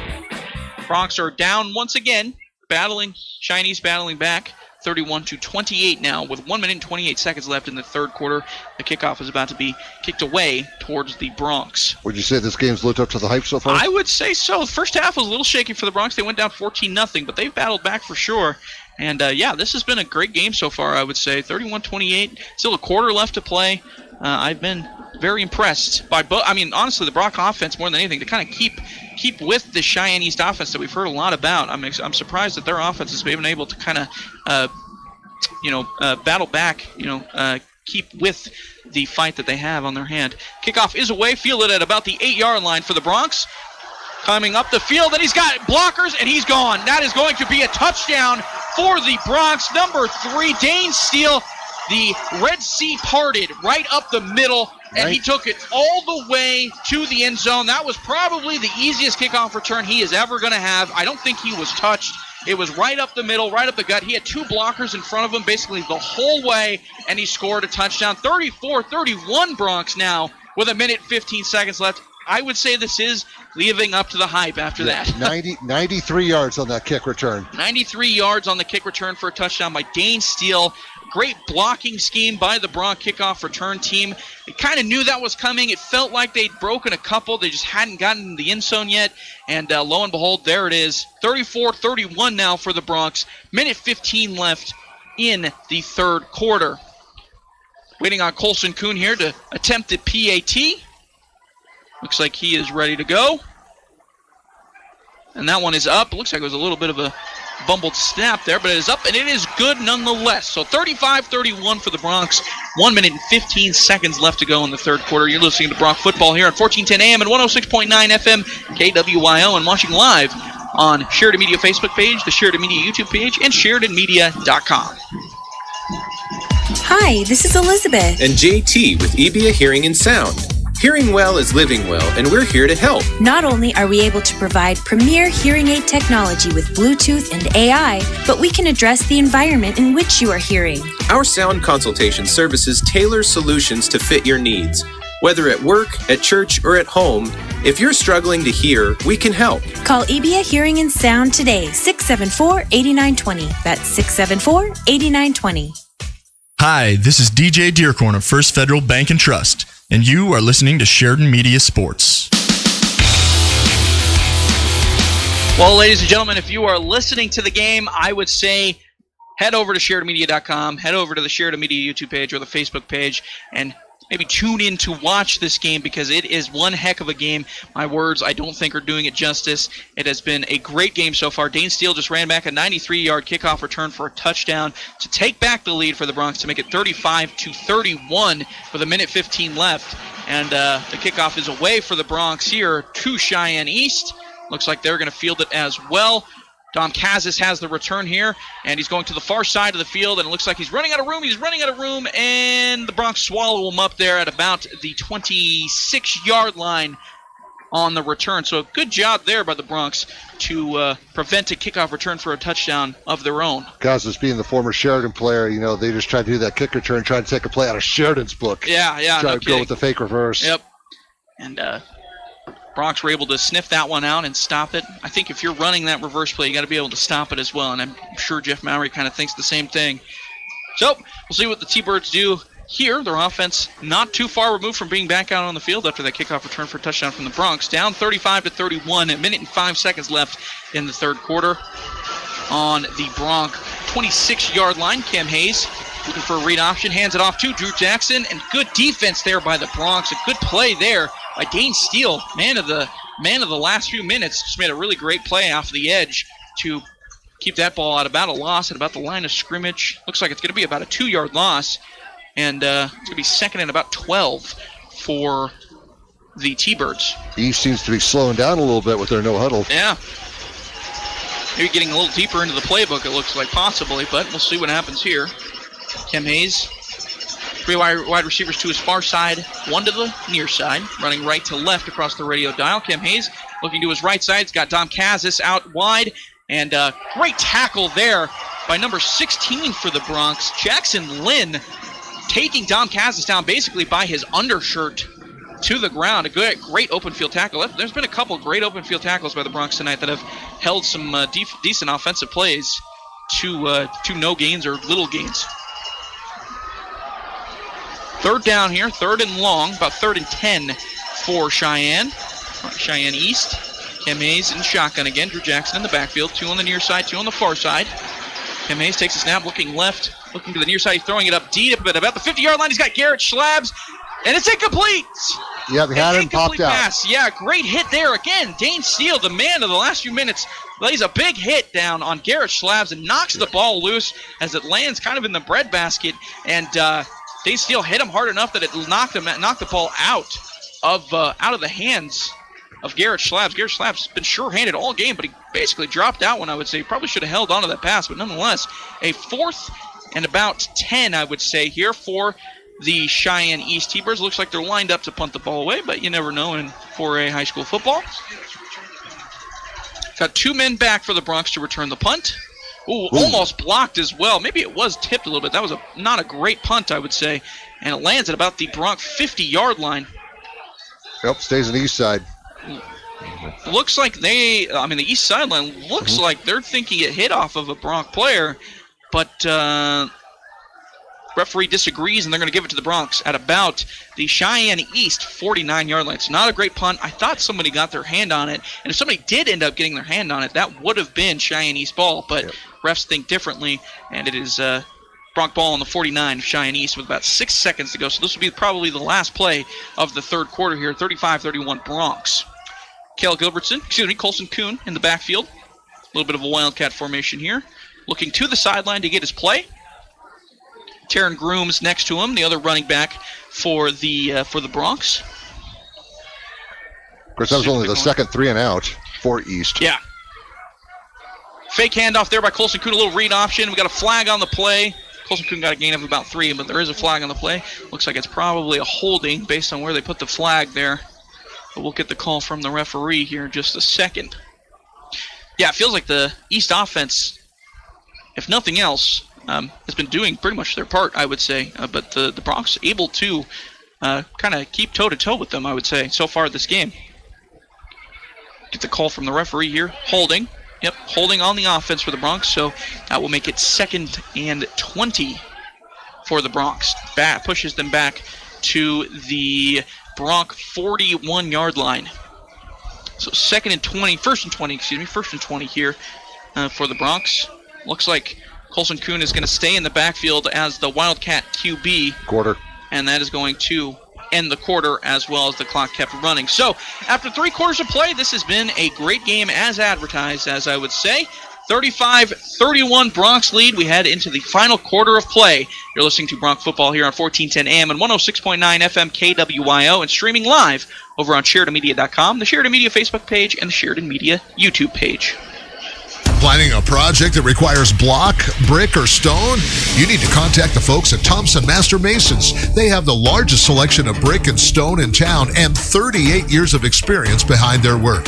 Chances are, if it could be done, they've done it. Let Thompson's help you choose the best application for your specific project. Residential or commercial, give Thompson Master Masons a call, 672-7971. Or stop by their showroom at 135 East 11th Street.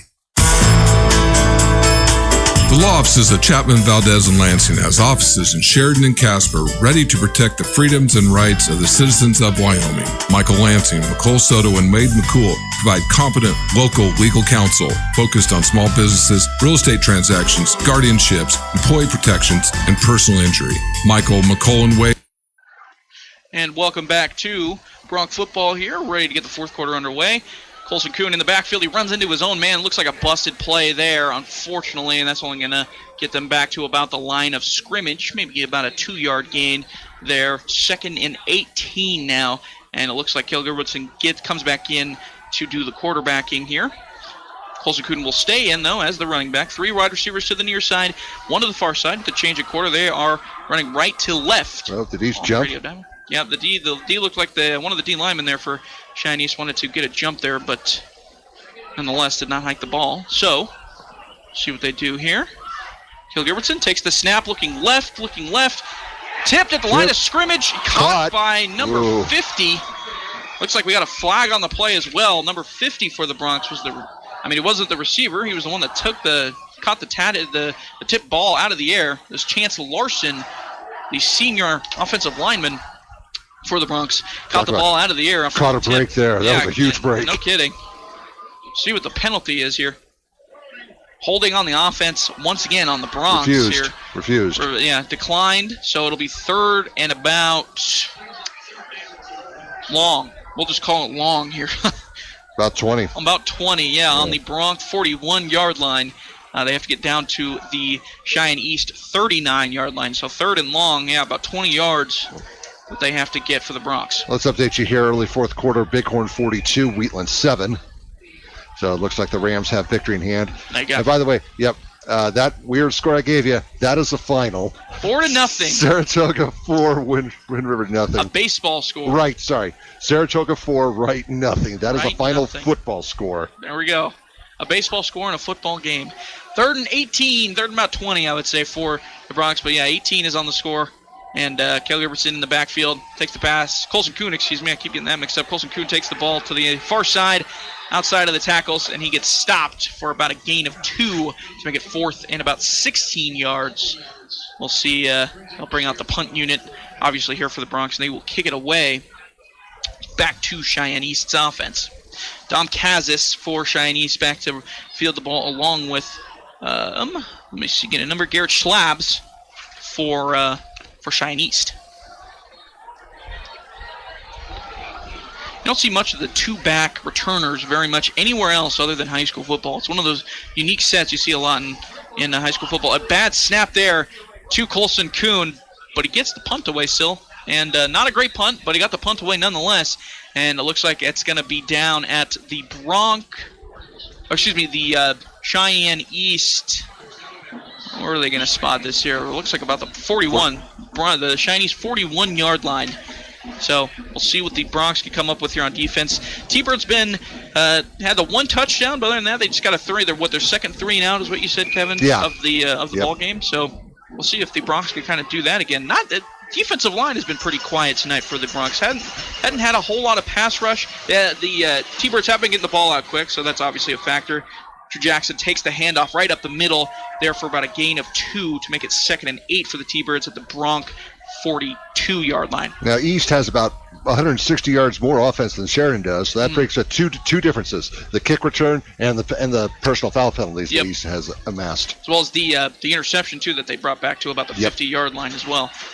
Cheyenne East in shotgun. Cam Hayes takes the ball, looking left, hands it a little dump off pass to Drew Jackson, and he jukes out a tackler, and he gets a big gain all the way down to the Bronc 29-yard line.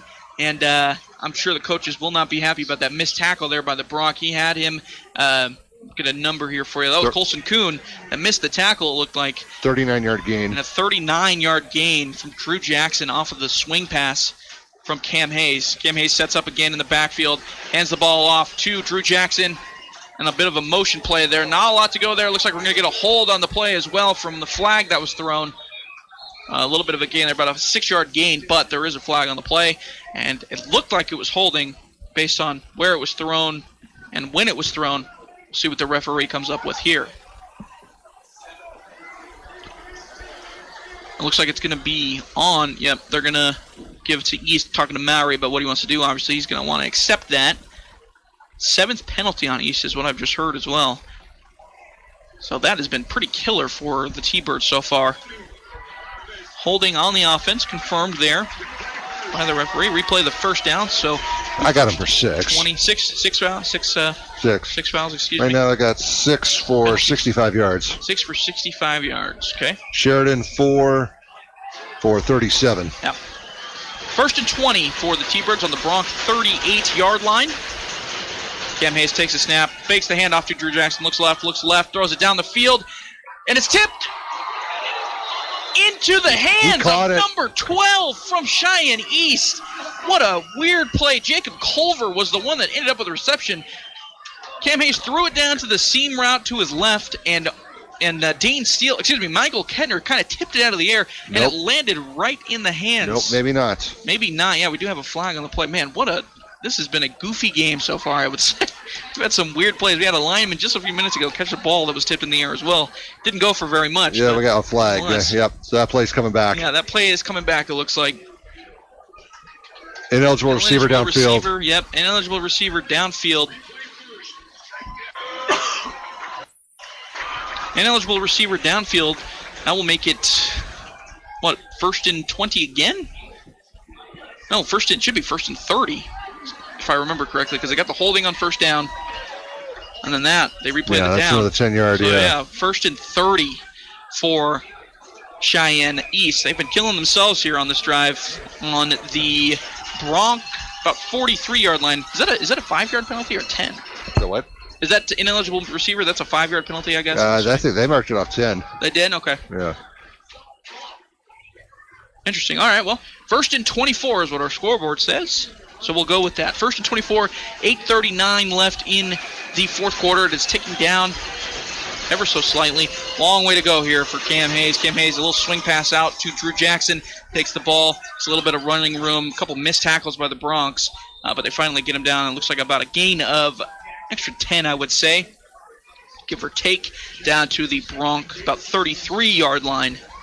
So about second and about 14 now for Cheyenne East on the Bronx 34-yard line. Cam Hayes lined up at shotgun once again. One receiver to the near side, two to the far side. Takes the snap, looking right, looking to the near side. Throws the ball to number 3, Dom Kazis. And Dom Kazis just drops it. He's going to want that one back. Wouldn't have gone for too far of a gain, I would say. They had that Bronx cornerback coming up, trying to looking to tackle him there. And wouldn't have been a huge gain, but Dom Kazis just drops that one to make it an incomplete pass. So 3rd and 14, big third down here for the Bronx. 7:59 to go in the fourth quarter. They'd love to get the ball back with about 7:59 back. That would be huge for them. Maybe try to run the ball out, clock out, and maybe get another score as well. Cam Hayes in the backfield, empty set. 3 receivers to the near side, 2 to the far side. And Hayes set to go, gets the play from his sideline. Takes the snap. He's looking over the middle of the field to the right side of the field now. Oh, nearly picked off from the Bronx. They were trying to find Dom Kazis there, but he was covered very well. And that was it went through one of the Bronx hands. I didn't get a name on him. Looks like it was number 16 again for the Bronx. Jackson Lynn went through his hands and then almost tipped into the hands of number 14, Darren Davidson for the Bronx, and he almost had a pick there as well. So 2 opportunities for an interception for the Bronx, but come away empty-handed. But nonetheless, 4th and 14, they'll take that as well for the Bronx. Have to be at least, I think, somewhat aware of a fake here just because of the positioning of the ball. 4th and 14 is a long ways to go for sure, and it looks like the Bronx are kind of expecting that sort of thing, unless that's the no, punter is out there. They have nobody back. The Bronx have nobody back right now, so they're kind of just playing punt defense. And the punter just punts it away, lands at about the 2-yard line, and it's going to go into the end zone. It was close. They had Cheyenne East had 2 guys down there, and you were looking at down the ball, but it just snuck by him into the end zone. So the Bronx are going to get the ball back at their own 20-yard line, and they could score here. I won't say it'll ice it, but it'll definitely make it a lot harder for Cheyenne East to go down and score twice. Also, if you can run the clock out as much as you can here, that would be huge. I think that's maybe the goal here for the Bronx more than anything. Kind of like the same approach. I mean, East isn't used to playing from behind. Kind of like state championship game last year. Rock Springs wasn't used to that, and that's why Sheridan dominated that championship game last year. Yeah. So we'll see what they do here. Lined up in shotgun here. I can't see who that is exactly. It looks like it was Cale Galbertson. And holds it off to Colson Kuhn. He gets out to the outside. Near the near side. He's got break. He's got blockers. He got loose. Down the sideline. He's got one man to beat. And that one man brings him down all the way down to the East 18-yard line. Colson Kuhn comes up huge once again. starting on the 20, down to the east 18-yard line in one play. What a gain by Colson Kuhn. Yeah, they're putting him at the 20, I think. About the 20-yard line. So from the 60-yard gain. From the 20 to the 20, a 60-yard gain by Colson Kuhn. Good play there by the Bronx. And now they're cooking. They can kind of do whatever they want here. If they want to run out the clock, they can go for the touchdown regardless. Kel Gilbertson hands it off to Colson Kuhn once again for a short gain. Looks like they're going to give him about 1 yard to make it 2nd and 9. What a great run by Colson Kuhn. He's come up big for them all night long. And there he is once again. It's been a tale of a bunch of different people on this Bronx offense and Cheyenne East offense as well. Back and forth. Dane Steele had a kickoff return for a touchdown. He's had a couple big plays on defense as well. Colson Kuhn, of course, Gatorade Player of the Year, reigning Gatorade Player of the Year, has been all over the place as well, as he has every game. We've had everything in this game except a block kick. I know, everything in this game. Colson Kuhn takes the snap there, hands it off to Tanner Grooves, and he's got open space. He's trying to get the edge there to the far side, and he gets a little bit of a gain, gets a first down. Good run there by Tanner Grooms. Good, strong, hard run by Tanner Grooms. Fake handout. Everybody was kind of eyeing Colson Kuhn on the Cheyenne East defense, and Colson Kuhn kind of did a little read option, handed it off to Tanner Grooms, and he got down to about looks like it's 1st and goal now, too, at the Cheyenne East 10-yard line. So maybe not running down as much clock as you would like here for the Bronx, but you'll take a score here nonetheless. Kel Gilbertson. Nope, Colson Kuhn in the backfield once again. Looks like a bunch set to the far side. One receiver to the near side, and Tanner Grooms back in the backfield with him as well. Motion to the near side. Hands it off to Tanner Grooms. He's looking for blockers, but he's going to get locked up there for no gain. Still at about the 10-yard line of Cheyenne East. See what other scores I can find here. Start 4th quarter, Cheyenne Central 49, Cheyenne South nothing. Of course, unfortunately, anyone's just been able to beat South. Yeah, and that's all we got so far. Been that kind of year for Cheyenne South so far, unfortunately. Colson Kuhn in the backfield once again. A lot of Wildcat this drive for the Bronx. Tanner Grooms back there as well. 2 receivers to the near side, 2 to the far side. Bronx are going to look to punch this in. Get a big 10-point lead if possible here. Motion brings in Dane Steele, and the handoff to Dane Steele to the outside, and he's brought down once again as well. Another short gain, if a gain at all. That's going to make it about 3rd and 9, I would say. About 3rd and 9 here for the Bronx. 5:30 to go. That's still a lot of time. Still a lot of time. Clock is ticking down, though, so that's what the Bronx want. Don't go out of bounds here, I'm sure, is what Jeff Mowry is telling his offense. East will be satisfied, though, if they can just hold them to a field goal. Yeah, very true. Yeah, they'll take a field goal after that big gain from Colson Kuhn. A 60-yard run to start this drive down to the 20 of Cheyenne East. And now the Bronx offense has stagnated a little bit on the East 10-yard line. 3rd and 9 here. 3rd and 10 is what they have on the scoreboard. 3rd and about 10. 3rd and goal for the Bronx. Rough snap by Colson Kuhn, from Colson to Colson Kuhn, and he gets down to about the 4-yard line. Let's see what the Bronx do here. I'll be interested to see 4th and goal at about the 4-yard line.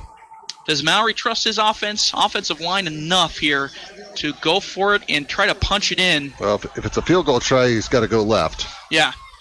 Because they're on the far hash side.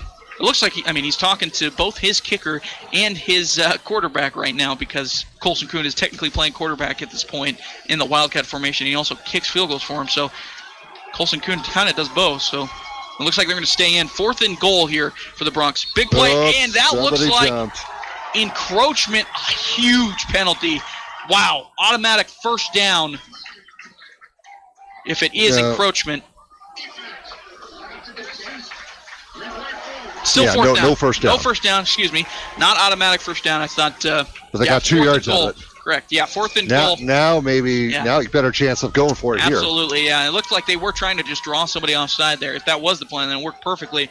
4th and goal from the 2-yard line for the Bronx. Trying to punch it in here with 4:10 left in the 4th quarter. Colson Kuhn in the backfield. He motions wide receiver out wide. Colson Kuhn looking for a hole out to the outside. He's got a little bit of an opening, and he's in for a touchdown. That will put the Bronx up 9. A huge touchdown for the Bronx. A fantastic running by Colson Kuhn. He does it again. 4 minutes left to go here in the 4th quarter. And that will make it a 10-point game. 41-31 with the PAT to come. Huge touchdown for the Bronx. I won't say they've iced it yet, But that definitely swings the pendulum heavily in their favor for the rest of this game. Colson Kuhn now looking to kick the extra point as well. Here's the snap and the kick, and right down the middle, it is good. 42-31 Bronx. 4 minutes left in the fourth quarter. Let's see if the Bronx defense can get a stop here. Hold the T-Birds offense 2-0. We will see. Bronx football on 1410 AM and 106.9 FM KWYO, and streaming live over on Sheridan Media YouTube page, SheridanMedia.com, and the Sheridan Media Facebook page. Planning a project that requires block, brick, or stone? You need to contact the folks at Thompson Master Masons. They have the largest selection of brick and stone in town and 38 years of experience behind their work. Chances are, if it could be done, they've done it. Let Thompson's help you choose the best application for your specific project. Residential or commercial, give Thompson Master Masons a call, 672-7971. Or stop by their showroom at 135 East 11th Street. This is Troy Baker with Hammer Chevrolet, and you're listening to Sheridan Media Sports. What a drive by the Sheridan Bronx. They got a big run from Colson Kuhn from their own 20-yard line to the Cheyenne East 20-yard line, 60-yard run to get into Cheyenne East territory. They stalled a little bit at the 10-yard line on first and goal to about the third and goal. They stalled a little bit, got up to the fourth. To about 4th and 4, they got an encroachment penalty, and then Colson Kuhn on 4th and goal from the 2-yard line kind of just drives it home, drives them into the end zone, bounces it from the inside to the outside, finds the pylon, and scores a touchdown to put the Bronx up 42-31 with 4 minutes left to go in the fourth quarter. The Cheyenne East offense, they're high-flying, they're fast, they're quick. This, I would say, is not something they can overcome. They haven't trailed very much this season. Like we said earlier in this game, that was the first time they trailed all season long. So we'll see what they can do.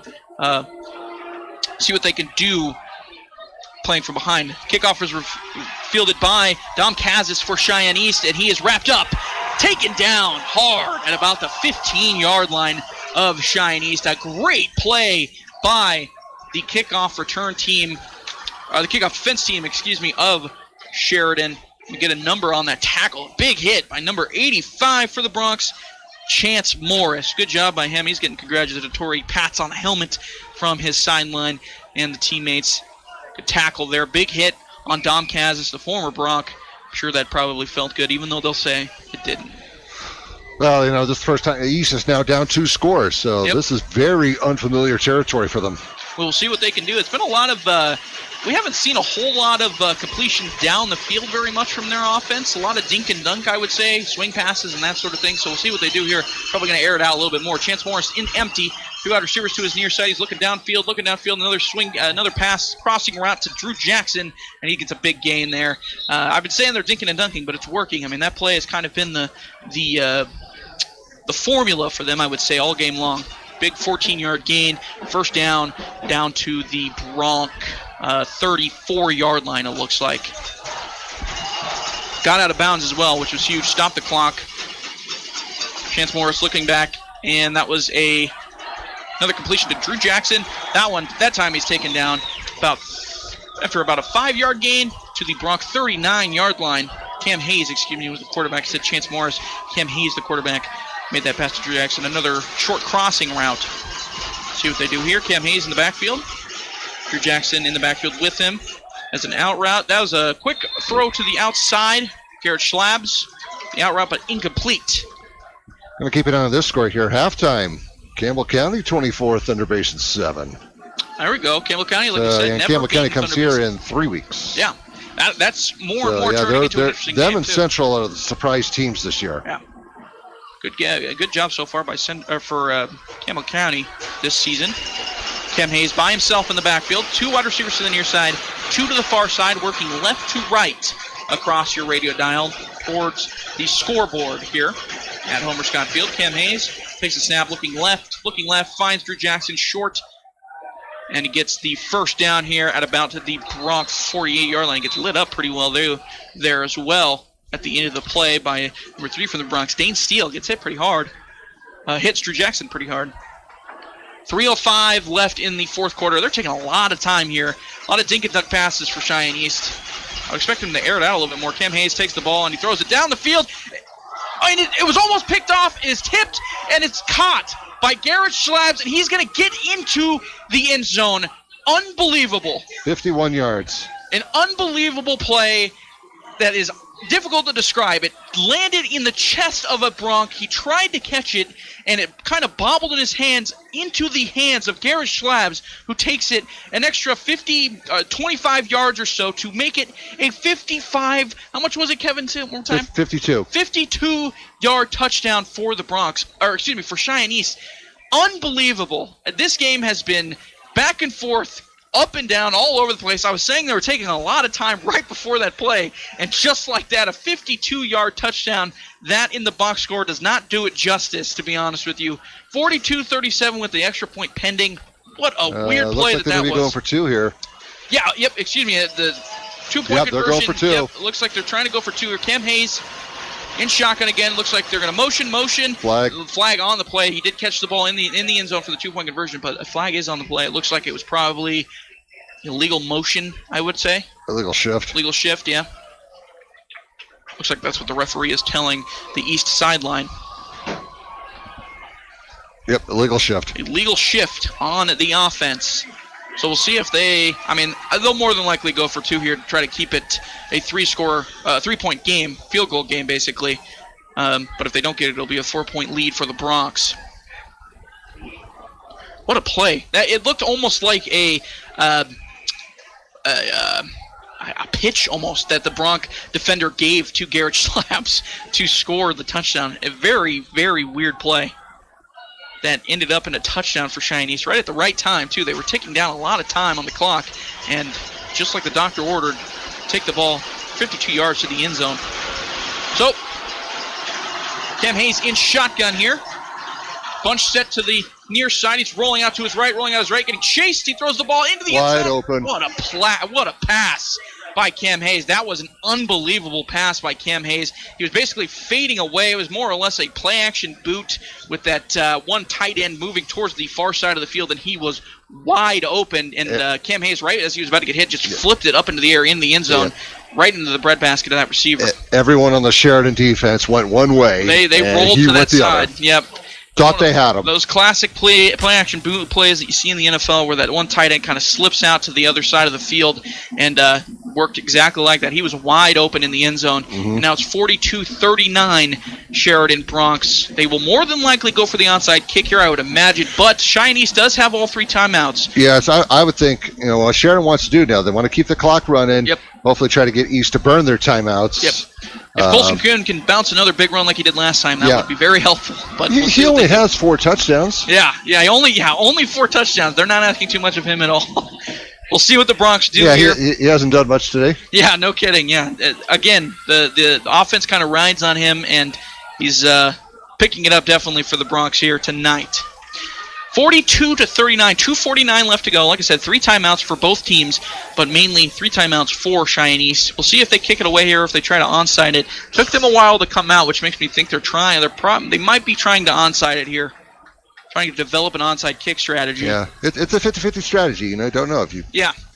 Go, kick it deep and hope for a 3 and out. You can give them, we got 2:49. That's a decent amount of time. Yeah, it looks like the Bronx are kind of preparing for that as well, given their formation here. They only have one guy really back further than the 40-yard line. In case they try to pooch punt it or give a half effort on the kick. Yeah, and that's Cale Gilbertson back there as the lone man, more or less, for the kickoff return. But the rest of the offense, or the rest of the return team, looks like they're expecting a onside kick here. So we'll see what happens. East is ready to go on the kick. And the kick is away, and it is a normal kick. Cale Gilbertson fading back. Going to take a weird bounce. He's going to receive it, and he's going to go down at the Bronx. See here, about the Bronx 17-yard line, give or take a few yards. So they did an onside kick it. They probably saw the formation that the Bronx came out in, because the Bronx came out first, and they probably, Cheyenne East, I would imagine, probably decided to kick it normally from there. Maybe a surprise onside kick was expected and did not end up being kicked as onside. Normal kickoff. So on the Bronx, about 19 now, 2:46 to go. First down here would be huge for the Bronx. And you're going to want Cheyenne East to waste their timeouts here. More timeouts you waste for Cheyenne East, the better if you're the Bronx. Colson Kuhn takes the snap in the backfield, and he gets a decent gain. Looks like it was about, maybe not as good of a gain as I thought, about 3-4 yards. 2:39 to go. They immediately waved to stop the clock. Timeout for Cheyenne East. So 2:39 to go. Only got off about 3 seconds on the clock there. Oh, Laramie gets their first win of the season. They beat Kelly Walsh 14-7. There you go. So one winless team left in Wyoming. Cheyenne South. Final, Natrona 34, Rock Springs 13. Trying to get a final here on Bighorn. And now we got to start thinking about here. Bighorn, Tongue River here in Sheridan County, the Thunderbirds in 2 weeks. That's becoming a bigger and bigger game by the week. It may be a first-place battle. Next week, Tongue River goes to Burns. Bighorn goes to Newcastle. And, of course, Sheridan, they're at Kelly Walsh. Everybody's on the road next week. That'll be a barren wasteland in terms of football in Sheridan next week. East, they got home to Central, so the Capital City Bowl next week. Yep. Now we'll see how East responds here. This has been kind of a, one of those games that you got to think about in terms of, rest and that sort of thing, just because it has been very back and forth. Both defenses, I would imagine. I mean, I say both defenses, but a lot of the same players play on both sides of the ball. So both teams' players are probably going to be pretty gassed after this game, given how it's gone, how emotional this has been. Colson Kuhn in the backfield here for the Bronx. It's a fake handoff. Colson Kuhn goes right up the middle, gets a decent gain there. Looks like he's going to be down at about the Bronx 27-yard line. 3rd and 3. Huge 3rd and 3 here for the Bronx. You get a first down here. One timeout left after that one. They just took a timeout, Cheyenne East did. So it's 2:31 left to go on the fourth quarter clock. And if you get a first down here, maybe not ice it, but you're going to get pretty close. If you get stopped after that, then you're giving East about as little time as possible. So we'll see what they do here. Check out the scores here. Evanston and Jackson, they're in the second overtime. Ooh, good tied game there. 27, so interesting thing going there in the 3A West. Oh, actually, just went final now. Jackson 34, Evanston 33 in 2 overtimes. Wow. Jackson scored first. Evanston scored, went for two, did not get it. They were on the road, I'm assuming? At Jackson. Yeah. Go for 2 on the road, right?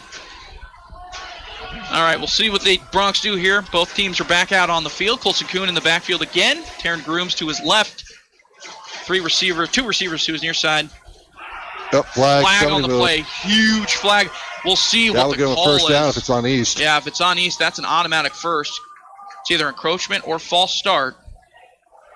The play was dead. Both teams are pointing to both sides, and it looks like it's going to be against East. Yep, against East. Automatic first down. That's a backbreaker if you're East. And the proverbial nail in the coffin, I'll ask that as a question because I don't want to jinx it. That's their 10th penalty. That's been pretty killer for them all game long. That's maybe the key to the game, I would say, for the Bronx if they're able to walk out with a victory here. Colson Kuhn takes the ball in the backfield, hands it off to number 1, Michael Kettner. He gets a pretty good block on the outside, and he gets about a 7-yard gain. The Bronx 39-yard line now. They're not calling the timeout. They're not calling timeout. Surprised. I expect if they get a stop here, they'll probably one more first down will definitely ice it. Yep. At this point, after that penalty that was an automatic first down, one more first down here would more than likely, definitely ice this game. They would more than likely go into victory formation after that. Final, Bighorn 49, Wheatland 14. So, Bronx are looking to make it a Sheridan County sweep tonight. That'd be the 3rd week in a row we've had that. 3rd week in a row. Colson Kuhn in the backfield again, another Wildcat set. Takes the snap, goes up the middle, met at about the line of scrimmage, does fall forward, maybe a little bit of a gain here.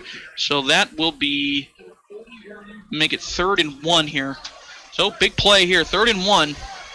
Still haven't called the timeout. Cheyenne East hasn't called the timeout yet, their final timeout. So 1:25 left to go and counting. If they get the first down here, like you said, Kevin, that will be the nail in the coffin of this game. 42-39, the Bronx lead. 1:14 left to go, still counting down. Still waiting for the play to come in for the Bronx. Obviously, they're going to take away as much time as possible here before they run this third down play here. Still waiting. They might take their own timeout. They're probably going to take a timeout here, given how long it's taking. Yep, and Jeff Mowry does take that timeout. 52 seconds left on the scoreboard in the fourth quarter of this game. 42-39 Bronx. We're going to take a quick break, and we'll be back with the conclusion of this epic game here on 1410 AM and 106.9 FM KWYO, and streaming on SheridanMedia.com, the Sheridan Media Facebook page, and the Sheridan Media YouTube channel. The law offices of Chapman, Valdez, and Lansing has offices in Sheridan and Casper ready to protect the freedoms and rights of the citizens of Wyoming. Michael Lansing, McCole Soto, and Wade McCool provide competent local legal counsel focused on small businesses, real estate transactions, guardianships, employee protections, and personal injury. Michael, McCole, and Wade will aggressively, timely, and ethically protect your rights 24/7. Proud to support all local youth activities. This is Dr. Dana Leroy with Leroy Family Dental, and you're listening to Sheridan Media Sports. And welcome back to Bronx football here on 1410 AM and 106.9 FM KWYO. We're also streaming live on the Sheridan Media Facebook page and the YouTube page, as well as SheridanMedia.com. 3rd and 1, 52 seconds left in the fourth quarter. Colson Kuhn in the backfield. And he's going to take the direct snap, and he's got a first down and more. He's going to get to the Cheyenne East 49-yard line, and that will conclude the game. The Bronx are going to win this game 42-39. 46 seconds left on the clock. Great job by Colson Kuhn. Once again, puts the team kind of basically on his back. He gets that big first down to win the game, more or less. 4 touchdowns in this game for Colson Kuhn as well. Fantastic job by this Bronx offense. Good job on this Bronx defense, just kind of holding it together. They forced, 2 or 3 3-and-outs against that Cheyenne. Yeah, only 2. 2 3-and-outs against that Cheyenne team. Huge interception as well that kept Cheyenne East from scoring. An interception inside the Sheridan Bronx 20-yard line. The kick return was huge. For a touchdown as well, yeah. And now the Bronx are in victory formation. They withstood the first quarter onslaught. Yes. Colson Kuhn, 4 touchdowns. Yeah, fantastic game for Colson Kuhn. Dom Kazis gapping up some of his friends a little bit. Some of his former teammates on the Bronx sideline. And that is going to do it. A huge victory for the Bronx. That will put them as the only undefeated team in the 4A and in first place in the 4A standings. The final score here tonight, 42-39. The Bronx walk away victorious. Great game by them. We're going to take a quick break, and we will wait. We have the post-game coming up, First Federal post-game show coming up, and then the highlight recap coming up after that. You're listening to Bronx Football on 1410 AM and 106.9 FM KWYO, as well as streaming live on SheridanMedia.com, Sheridan Media Facebook page, and Sheridan Media YouTube. One season, 2 halves, 4 quarters, 1 halftime, 1 final whistle. A season of memories to last a lifetime. Don't let distractions turn those memories into tragedies. Texting while driving is a dangerous distraction. Sending or reading a text takes your eyes off the road for 5 seconds. At 55 miles per hour, that's like driving the length of an entire football field with your eyes closed. Whether you're driving to the game or down the court, WYDOT reminds you to stop the text and stop the wrecks. Paid for by WYDOT Federal 402 funding. When it comes to printed, embroidered, or promotional product needs, there's only one choice in and around Sheridan County. That's Kilpatrick Creations on Brundage Street in Sheridan. Our knowledge and experience puts us ahead of all others. Our expertise guarantees you a quality and affordable product each and every time. Our pricing is fair and consistent, our garment selection is extensive, and our quality is unmatched. So for your next screen printed, embroidered, or promotional product order, go straight to the experts at Kilpatrick Creations. Remember, we're here to make you look good. Wherever you are, you'll find a branch of Sheridan Community Federal Credit Union. And here's why. If you have a Sheridan Community Federal Credit Union account and a smartphone or other mobile device, visit SheridanCreditUnion.com. Download the free app, and your smart device becomes an internet mobile banking device with all kinds of banking features. So, regardless of your location, Sheridan Community Federal Credit Union is in the palm of your hand. Member NCUA, Equal Housing Lender. If you have employees coming to stay for an extended time in Sheridan, make them feel at home with a room at the Candlewood Suites. These extended stay rooms feature fully equipped kitchens, including a microwave, full-sized refrigerator, dishwasher, stovetop, even pots and pans, and free guest laundry. Did I mention the outstanding view of the Bighorns? Book your reservation with the Candlewood Suites and relax knowing they'll have more than just a room. They'll feel right at home. Call 307-675-2100. You know what they say, if you're not first, you're last. For all your plumbing demands, choose A-Plus Plumbers and Appliance Repair. Commercial, residential, new construction, remodel jobs, and all repairs in between. A-Plus Plumbers and Appliance Repair, because they are number one in a number two business. Call 672-9454. That's 672-9454. First Federal Bank and Trust formed in Sheridan in 1935 as a financially stable community bank. We strive every day to support and improve the lives of our staff, customers, and communities. Currently, we have some great certificate of deposit specials. We are also assisting you with an increased online savings rate that you can easily open online. First Federal strives to maximize your earnings. We have been your community bank since 1935. First Federal Bank and Trust. Online at efirstfederal.bank. Member FDIC. Take advantage of Jeep Adventure Days this month at Sheridan Motors. From the open road to the Bighorn Mountains, Jeep is always ready for the ride. Visit Sheridan Motors at 3270 Wrench Drive and check out our all-new Jeep inventory, accessories, gifts, and more. Premium 2022 Jeep vehicles are in stock now, with even more coming soon, so don't miss out. Excellent financing and special incentives may be available to those who qualify. Come see what Jeep Adventure Days is all about at Sheridan Motors. You have a new prescription to be filled, but where should you go? Hi, this is Vandalyn Meyer with Hospital Pharmacy West. Visit us and see what a local hometown pharmacy is like. Keeping all your prescriptions in one place makes it much easier for you, and knowing your medication history helps our pharmacists answer your questions.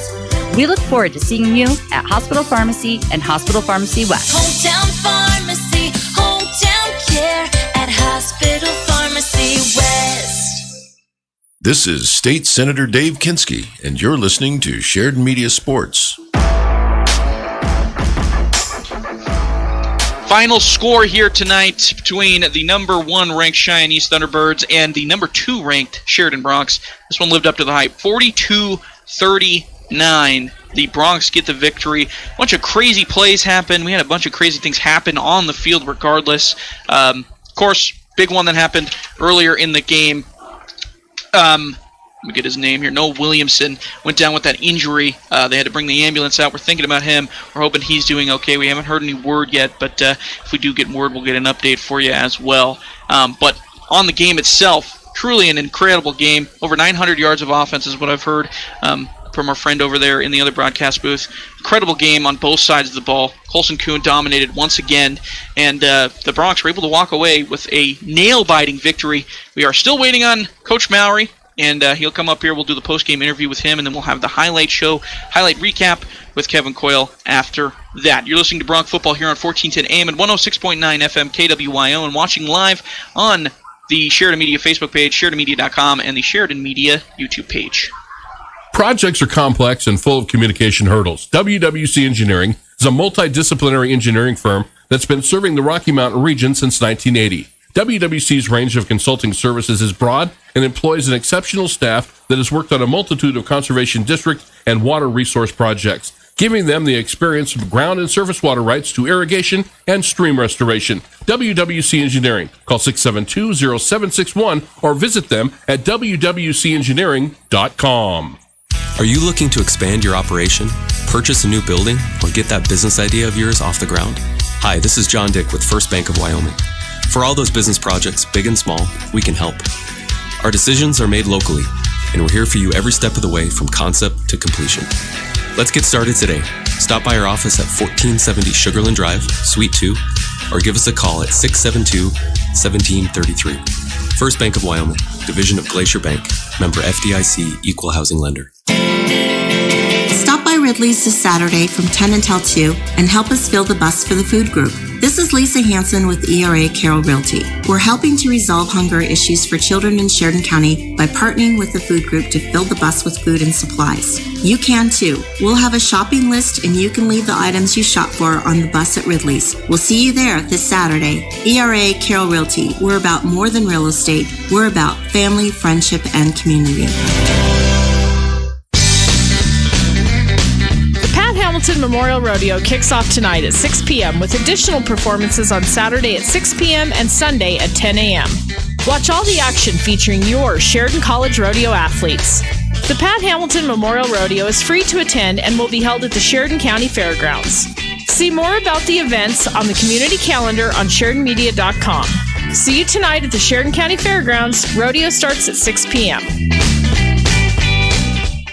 Projects are complex and full of communication hurdles. WWC Engineering is a multidisciplinary engineering firm that's been serving the Rocky Mountain region since 1980. WWC's range of consulting services is broad and employs an exceptional staff that has worked on a multitude of conservation district and water resource projects, giving them the experience from ground and surface water rights to irrigation and stream restoration. WWC Engineering. Call 672-0761 or visit them at wwcengineering.com. Are you looking to expand your operation, purchase a new building, or get that business idea of yours off the ground? Hi, this is John Dick with First Bank of Wyoming. For all those business projects, big and small, we can help. Our decisions are made locally, and we're here for you every step of the way from concept to completion. Let's get started today. Stop by our office at 1470 Sugarland Drive, Suite 2, or give us a call at 672-1733. First Bank of Wyoming, division of Glacier Bank, member FDIC, equal housing lender. Brand identity is an integral part of your company. It's how the public views your organization and relates to your business. The folks at Alpha Graphics are experts in helping you grow your brand through strategic and consistent marketing plans. Their goal is to help you get noticed and get business. Go to alphagraphicssheridan.com to request a quote today, or stop by their new location at 2266 North Main Street in Sheridan.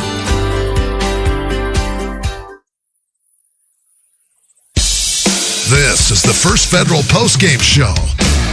We'll be back to wrap up tonight's game right after this from First Federal.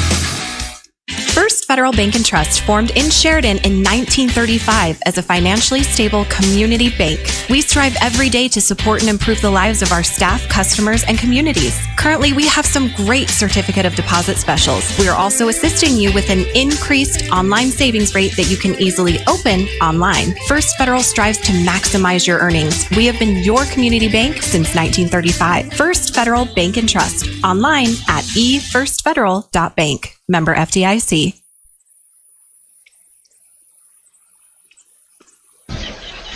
Welcome back to the First Federal Post-Game Show. I'm joined up here in the booth with head coach Jeff Mowry. We had just about a little bit of everything this game except for a blocked kick.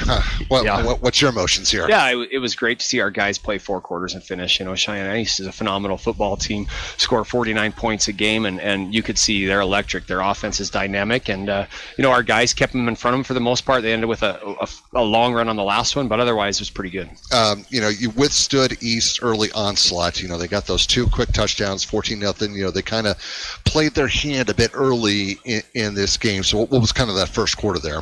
We knew you can't emulate that speed and that no-huddle offense that they run. They got guys that are just fast. Flat out fast. And it's hard for us to emulate that throughout the week. And so we talked as a coaching staff and knew that probably that first quarter might be a little tough. It's just hard to emulate that. And you saw that. They go up 14-0. But we just told our guys, we kind of knew that it was going to be tough. We hadn't seen that before. We just got to keep battling and battling and battling. And really proud of our team, did a tremendous job, everybody, and so we have some people go down with some injuries and the next person steps up, and somebody gets tired, the next person steps up, and they know the schemes and they went out and executed it. Talk about Kuhn. 4 touchdowns in that game. He really and not to take anything away about Dane Steele's kickoff return either. Yeah, there's some, we get to see those flashy plays, and at the end of the day, both Dane and Colson would tell you it's all about those guys up front blocking. It doesn't happen on their own. You see those guys in open space every once in a while, they'll make somebody miss, and typically they do. They're tremendous runners. Those guys up front, special teams, we installed that kickoff return at halftime, and it turned out to work pretty good. It was a new blocking scheme, turned out pretty good, and offensively, our guys, everybody in the stadium knew where the ball was going to get that last first down, and those guys up front made it happen. And Colson's a tremendous runner, but those guys up front, man, it was awesome. As the game was going on, you could kind of start to see East slow down a little bit. You were starting to wear them down. turn the momentum in your favor? What were you kind of seeing as the game progressed? I was just trying to hold my breath, I mean, they just kept coming, and every time we would score, which makes you feel good, and then like, oh no, here comes our offense. Their offense comes out, and there they go. They're just dynamic, and our defense did a tremendous job, like I said, of keeping the ball in front of them for the most part. That last one where it was a tipped ball and it ended up in their hands, that's going to happen sometimes. But really, for the most part, did a good job keeping the ball underneath, rallying up there and making tackles and keeping it in front of us. And we said if we make them drive the field, they're going to get tired. They're used to having big play scores, and we've got to make them drive the field. I think we did a pretty good job of that. Yeah, I didn't do the exact math, but yeah, you definitely got the you definitely won the field possession battle there. East also kind of shot themselves in the foot with all the penalties. You had a few on your own end too, but you definitely won that battle there. Yeah, the holdings got us on one drive, and they had some penalties as well, and we've got to clean up some things for sure. I told the young men after this one that the film will get graded harder on this game than anything we've had so far, because we can take something like this and think we're pretty good, but at the end of the day, that's a tremendous football team with incredible athletes, and we squeaked one out. We've got to continue to get better. We said pregame and all week, whatever happens on Friday night, this is a step in the journey to becoming the best team we can be, and tonight is not the best team we can be. We want the best team to be every week. We're going to continue to get better, and that goes right along with our theme of Kaizen. Kaizen is continuous improvement, and when you're at your top of your game, change your game, and that's what we got to do. After East got that touchdown and 2 to make it 42-39, they kicked off to you, and you knew they had all 3 of their timeouts left. So did you kind of think, okay, we're going to have this long, drawn out finish to the game? They're going to try to hold you a 3 and out. At least you put the right plays together to get just to run that clock down. What was kind of the approach going to that final possession? I honestly was a little nervous. I thought about it like last week. Thunder Basin last week scores in the fourth quarter. We get the ball in a similar position, and we need one first down to go win the game, and we didn't get it done, and we punt to them, and we end up squeaking one out with 4.4 seconds last week. And so very similar situation. We talked about it all week, that when we get in that situation, offense, we've got to go get it done. And they really bowed their necks and did a great job, understood the scheme.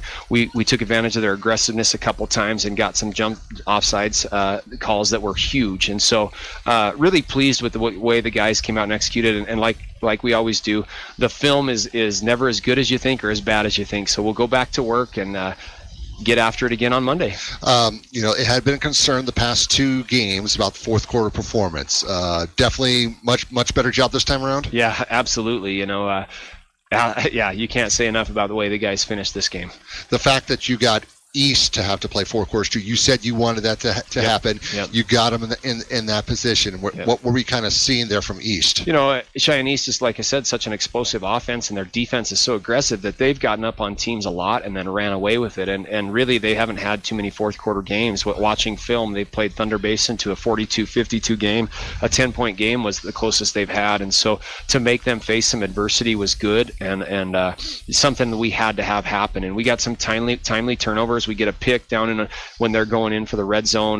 That eliminates a score. Some timely things happened for us that home field advantage, I guess you could say. A great crowd tonight. Whatever it was, it turned out to be good for us. Thankfully, the weather did not play much of a factor. I know there was that worry. Yeah. It seems like we get a home field and we get some moisture, and it's great.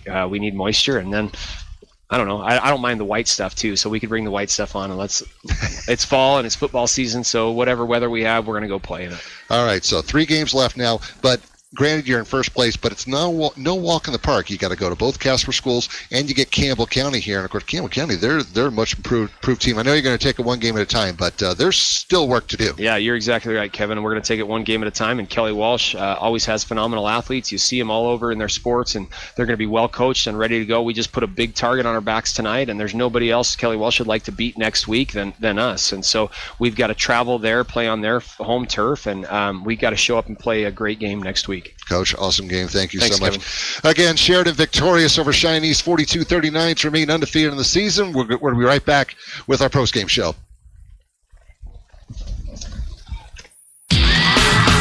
For a great time, come out and watch the Sheridan Broncs as they go for another winning season. You can't beat high school sports when it comes to the Sheridan Broncs. These young men give it their all with pride and strive to bring home that win.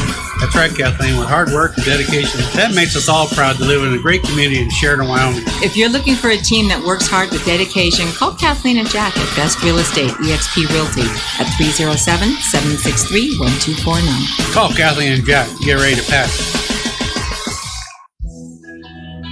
Wow, isn't it beautiful? How can you not love this time of year? Yes, fall is here. Kids are back in school, sports are underway, the mornings and evenings are cool, and the leaves are starting to change in all those beautiful colors. You know what else is great about fall? It's an awesome time to buy or sell real estate. Hi, this is Jill Bates. So if you're thinking about listing your home or looking to buy, give us a call. The best team works hard for you in all the seasons. Call us today at 675-BEST, that's 675-BEST, or find us online at bestwy.net. Make it a great day.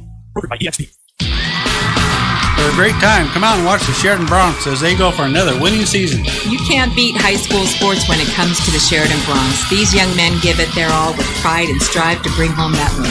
That's right, Kathleen. With hard work and dedication, that makes us all proud to live in a great community in Sheridan, Wyoming. If you're looking for a team that works hard with dedication, call Kathleen and Jack at Best Real Estate, EXP Realty, at 307-763-1249. Call Kathleen and Jack. Get ready to pass. Hi, this is Jill Bates with the Best Real Estate Team. How can you not love sports and what it does for you as a person? As an athlete, coach, spectator, parent, family, friend, or official, it's the best. I played sports, I chased my boys in sports, and I still follow Colton as a coach, and I'm always cheering on athletes locally and around the state. As you're watching or listening to the very talented Sheridan Broncs today, cheer loud, be a great fan, and enjoy the ride. And when it's time for you to buy or sell, work with the best team for all your real estate needs. Call 675-BEST or online at bestwy.net. Go Broncs! It's time for the Blowdorn Lumber Highlight Show. Stay tuned for all the action from tonight's game right after this from Blowdorn Lumber.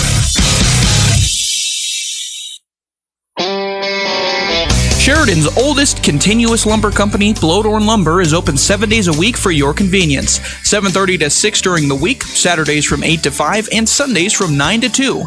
Have questions about your home project, new construction, or tools? Stop by Blowdorn Lumber in Sheridan. They're always happy to help you out. Blowdorn Lumber, located at 860 Riverside Street, or call them at 307-672-2471.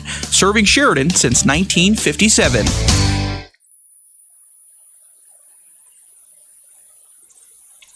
And welcome back to Homer Scott Field. 42-39 final. We have our highlight show recap here. Kevin, what do you got for us? Well, we got here, let's go to the Blowdorn Lumber highlight recap show. We're going to start East, came out first, pretty much owned the first quarter. 4:45 left in the first quarter. Cam Hayes to Garrett Schlads for 14 yards. That made it 7-0 East. And then 37 seconds to go. Hayes with a 2-yard run. Cheyenne East was up 14-0 after one quarter. Then second quarter, the pendulum started to swing the other way. Colson Coon's 17-yard run made it 14-7 with 3:50 to go. Then just about a minute later, he would strike again on an 18-yard run, make it 14-14. East would then get a Brendan Bowman 31-yard field goal, and East would have a 17-14 lead going into halftime. Third quarter, Coon struck again early. It was up. They were up to 10:47 to go in the third quarter. Coon scores for his third time, 18 yards, makes it 21-17. East answers about 3 minutes later. Hayes with a 1-yard run. Thunderbirds up 24-21. 4:34 to go. Coon scores his fourth touchdown on a 1-yard run. That put the Broncs back up 28-24. Then 1:28 to go. Hayes slabs again, 11-yard pass. East goes back up 31-28. Then 13 seconds later, Dane Steele, a 93-yard kickoff return for a score. East Sheridan up 35-31 after three quarters. Then in the fourth, Coon with his fifth touchdown with 4 minutes to go, 2 yards out, makes it 42-31. And then with 2:51 to go, Hayes slabs for the third time. This one a 51-yard hookup plus the 2-point conversion. Again, makes it 42-39, 2:51 to go. Sheridan able to run the clock out, get the key first downs, got East to burn their times out. They hang on to win 42-39. The big stats here, that an interception they had earlier on the kickoff run back, the total yardage, East 526, Sheridan 354. Wow. So it came down to more than just offensive plays. Colson Kuhn, by the way, 228 yards on the game. I think that was all. Yeah, 31 carries, 228 yards, 5 TDs. That was just remarkable. But that is your Blow Dorn Lunder highlight recap show. The reigning Gatorade Player of the Year for a reason. He dominates this game, obviously. We also got word on Noah Williamson as well. Coach Maurer just came up here and let us know. Hasn't gone and meet him yet, but he was responding to Maurer when he was talking to him, and he did have movement in all of his extremities, which is good to hear. He did have some numbness down his right side of his leg, so hoping he's okay out there. Noah, we hope to see you back out here at some point. And Trevor Jackson as well. Big shout out to him.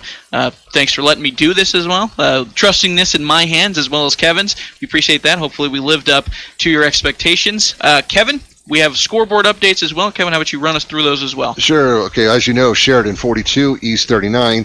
One we're keeping an eye on here. Now, all the other 4A games started at 6, except for Campbell County Thunder Basin. Right now we have fourth quarter, Campbell County 24, Thunder Basin 14. So the Camels looking for their first win ever against the Bolts. Right now we got third quarter, Natrona 17, Rock Springs 7. Laramie, they get their first win of the season. They bump off Kelly Walsh, which is Sheridan's next opponent next week. Laramie 14, Kelly Walsh 7. We got, I think I heard Central 59-0 on South. That was in fourth quarter. Let's go to 3A. Been a while since we've had an update here. Douglas and Buffalo were tied at 10 at the half. Final, Worland 21, Rollins 0. Lander and Riverton. Well, Riverton was up 7-0 in the first quarter, and then Mother Nature stuck her nose in where it didn't belong, and this game ended up getting postponed. A postponed football They game. will make it up Monday. Good to know. That's 6 All o'clock. right. Lander at Riverton. So Monday night high school football. Exactly. I don't know who plays in the NFL, but other 3A scores. Fourth quarter, Cody all over Green River 55-0. Final, Star Valley 48, Powell 14. This one went beyond the wire. Final in 2 overtimes. Jackson 34, Evanston 33. Jackson's in the second overtime. Jackson scored. Evanston scored. Went for 2. Did not get it. So let's go to 2A now. Stay here in Sheridan County. Tongue River 48, Torrington 13. Also final, Bighorn 49, Wheatland 14. We're 2 weeks out from the Thunder Bowl at BH, and there's one more game. It's becoming a bigger and bigger game every week. It may be. Tongue River goes to Burns next week. Bighorn is at Newcastle. Speaking of which, Newcastle Upton Sundance 32-14. Been a while since we've heard this one. Burns was up on Glenrock 7-0 at halftime. We have not heard an update on that. Level 26, Rich County, Utah 0. That's a final. Cokeville 21, Mountain View 0. That's a final. More final scores. Thermop 34, Pinedale 6. Shoshone 47, Riverside 6. Wind River 82, Wyoming Indian 0. Third quarter, Rocky Mountain 20, Grayville 6. Big Pawnee St. Stephen's, that's tomorrow. Southeast 69, Guernsey Sunrise 6. Lusk and Pine Bluffs right now, that's a 7-0 game. They're having some weather problems as well. Here's a weird one. This was a 9-man game. Your final, Saratoga 4, Wright 0. 2 safeties in that game. That has to be a scoregami, but we don't know. Actually, it's not. It's not a scoregami. It's not. So no. I looked. Pat who runs WyomingFootball.com said that's only the second time it has happened. Just missed it. Been a while since we've heard an update on this one. Lingle 21, Moorcroft 0. We'll try to get an update on that later. 6-man finals. Encampment 71, KC 6. Burlington 66, Farstine 16. Nothing yet on Hannah at Midwest. 2 games tomorrow. Hewlett at Little Snake River. They're going to play that game at Midwest. And then Meeteetse at Dubois. So again, Sheridan 42, East 39. Another thing that stuck out in this game as well. I mean, we had the big interception return, the kickoff return for a touchdown as well. That was key, but also penalties. Yes. East got hit, I think, about 10 times for about 87 yards. My math could be off a little bit in here. Some big spots, too. Yeah, and they had 3 personal fouls. Yeah. And they got an automatic first down over here that led to the touchdown that gave the Bronx the lead on an encroachment penalty. That was huge. Sheridan only got hit 4 times for about 37 yards. So that kind of negates the statistical advantage that East has. Now, East, I know this is going to be a hard one to shake off because they got their arch rival Cheyenne Central next week. Big game coming up at next home. week. That's going to be a big one in 4A. So again, but a possible playoff matchup here for sure. And if that is championship, a championship matchup, possible yes, absolutely. And if that's the preview of what we got to come in the championship, then I think everybody should be excited for this well, one again. Of course, now chance to be in Laramie. That's only 45 minutes away from East. Yeah, true. Big difference. Yeah, we're a month down the road, and there's still a lot of football to be played because everybody's got 3 games left. Very true. Sheridan, they do at Kelly Walsh, at Natrona, and then home to Campbell County. Let's see, East, I know they still have to play home to Central, and then I think home to South, and then at Kelly. Yeah. So, like I said, there's still quite a lot. That, even the middle of the pack is still trying to take shape as well. I mean, Laramie just got themselves in the picture by beating Kelly Walsh. So, Kelly Walsh is going to be looking to redeem themselves, and Sheridan's next on their list. So, we'll see. But I think I'm not sure of the start time right now, but we are going to try to live stream that game next week at Kelly Walsh. All right. Well, I believe that is going to wrap up our broadcast for this game. Again, one more time the final. Sheridan Broncs win this one 42-39 over Cheyenne East. Now, Sheridan Broncs, the only remaining team undefeated in the 4A. That's going to wrap up the broadcast for tonight. Thank you very much to Kevin Coyle. Thank you very much to Stephen Treffler. Shout out to Trevor Jackson for having us do this. And we'll be back next week. Hopefully Trevor will be back next week for the Broncs game against Kelly Walsh. You've been listening to Bronc Football here on 1410 AM and 106.9 FM KWYO and watching live on SheridanMedia.com, the Sheridan Media Facebook page, and the Sheridan Media YouTube. 1410 AM KWYO Sheridan.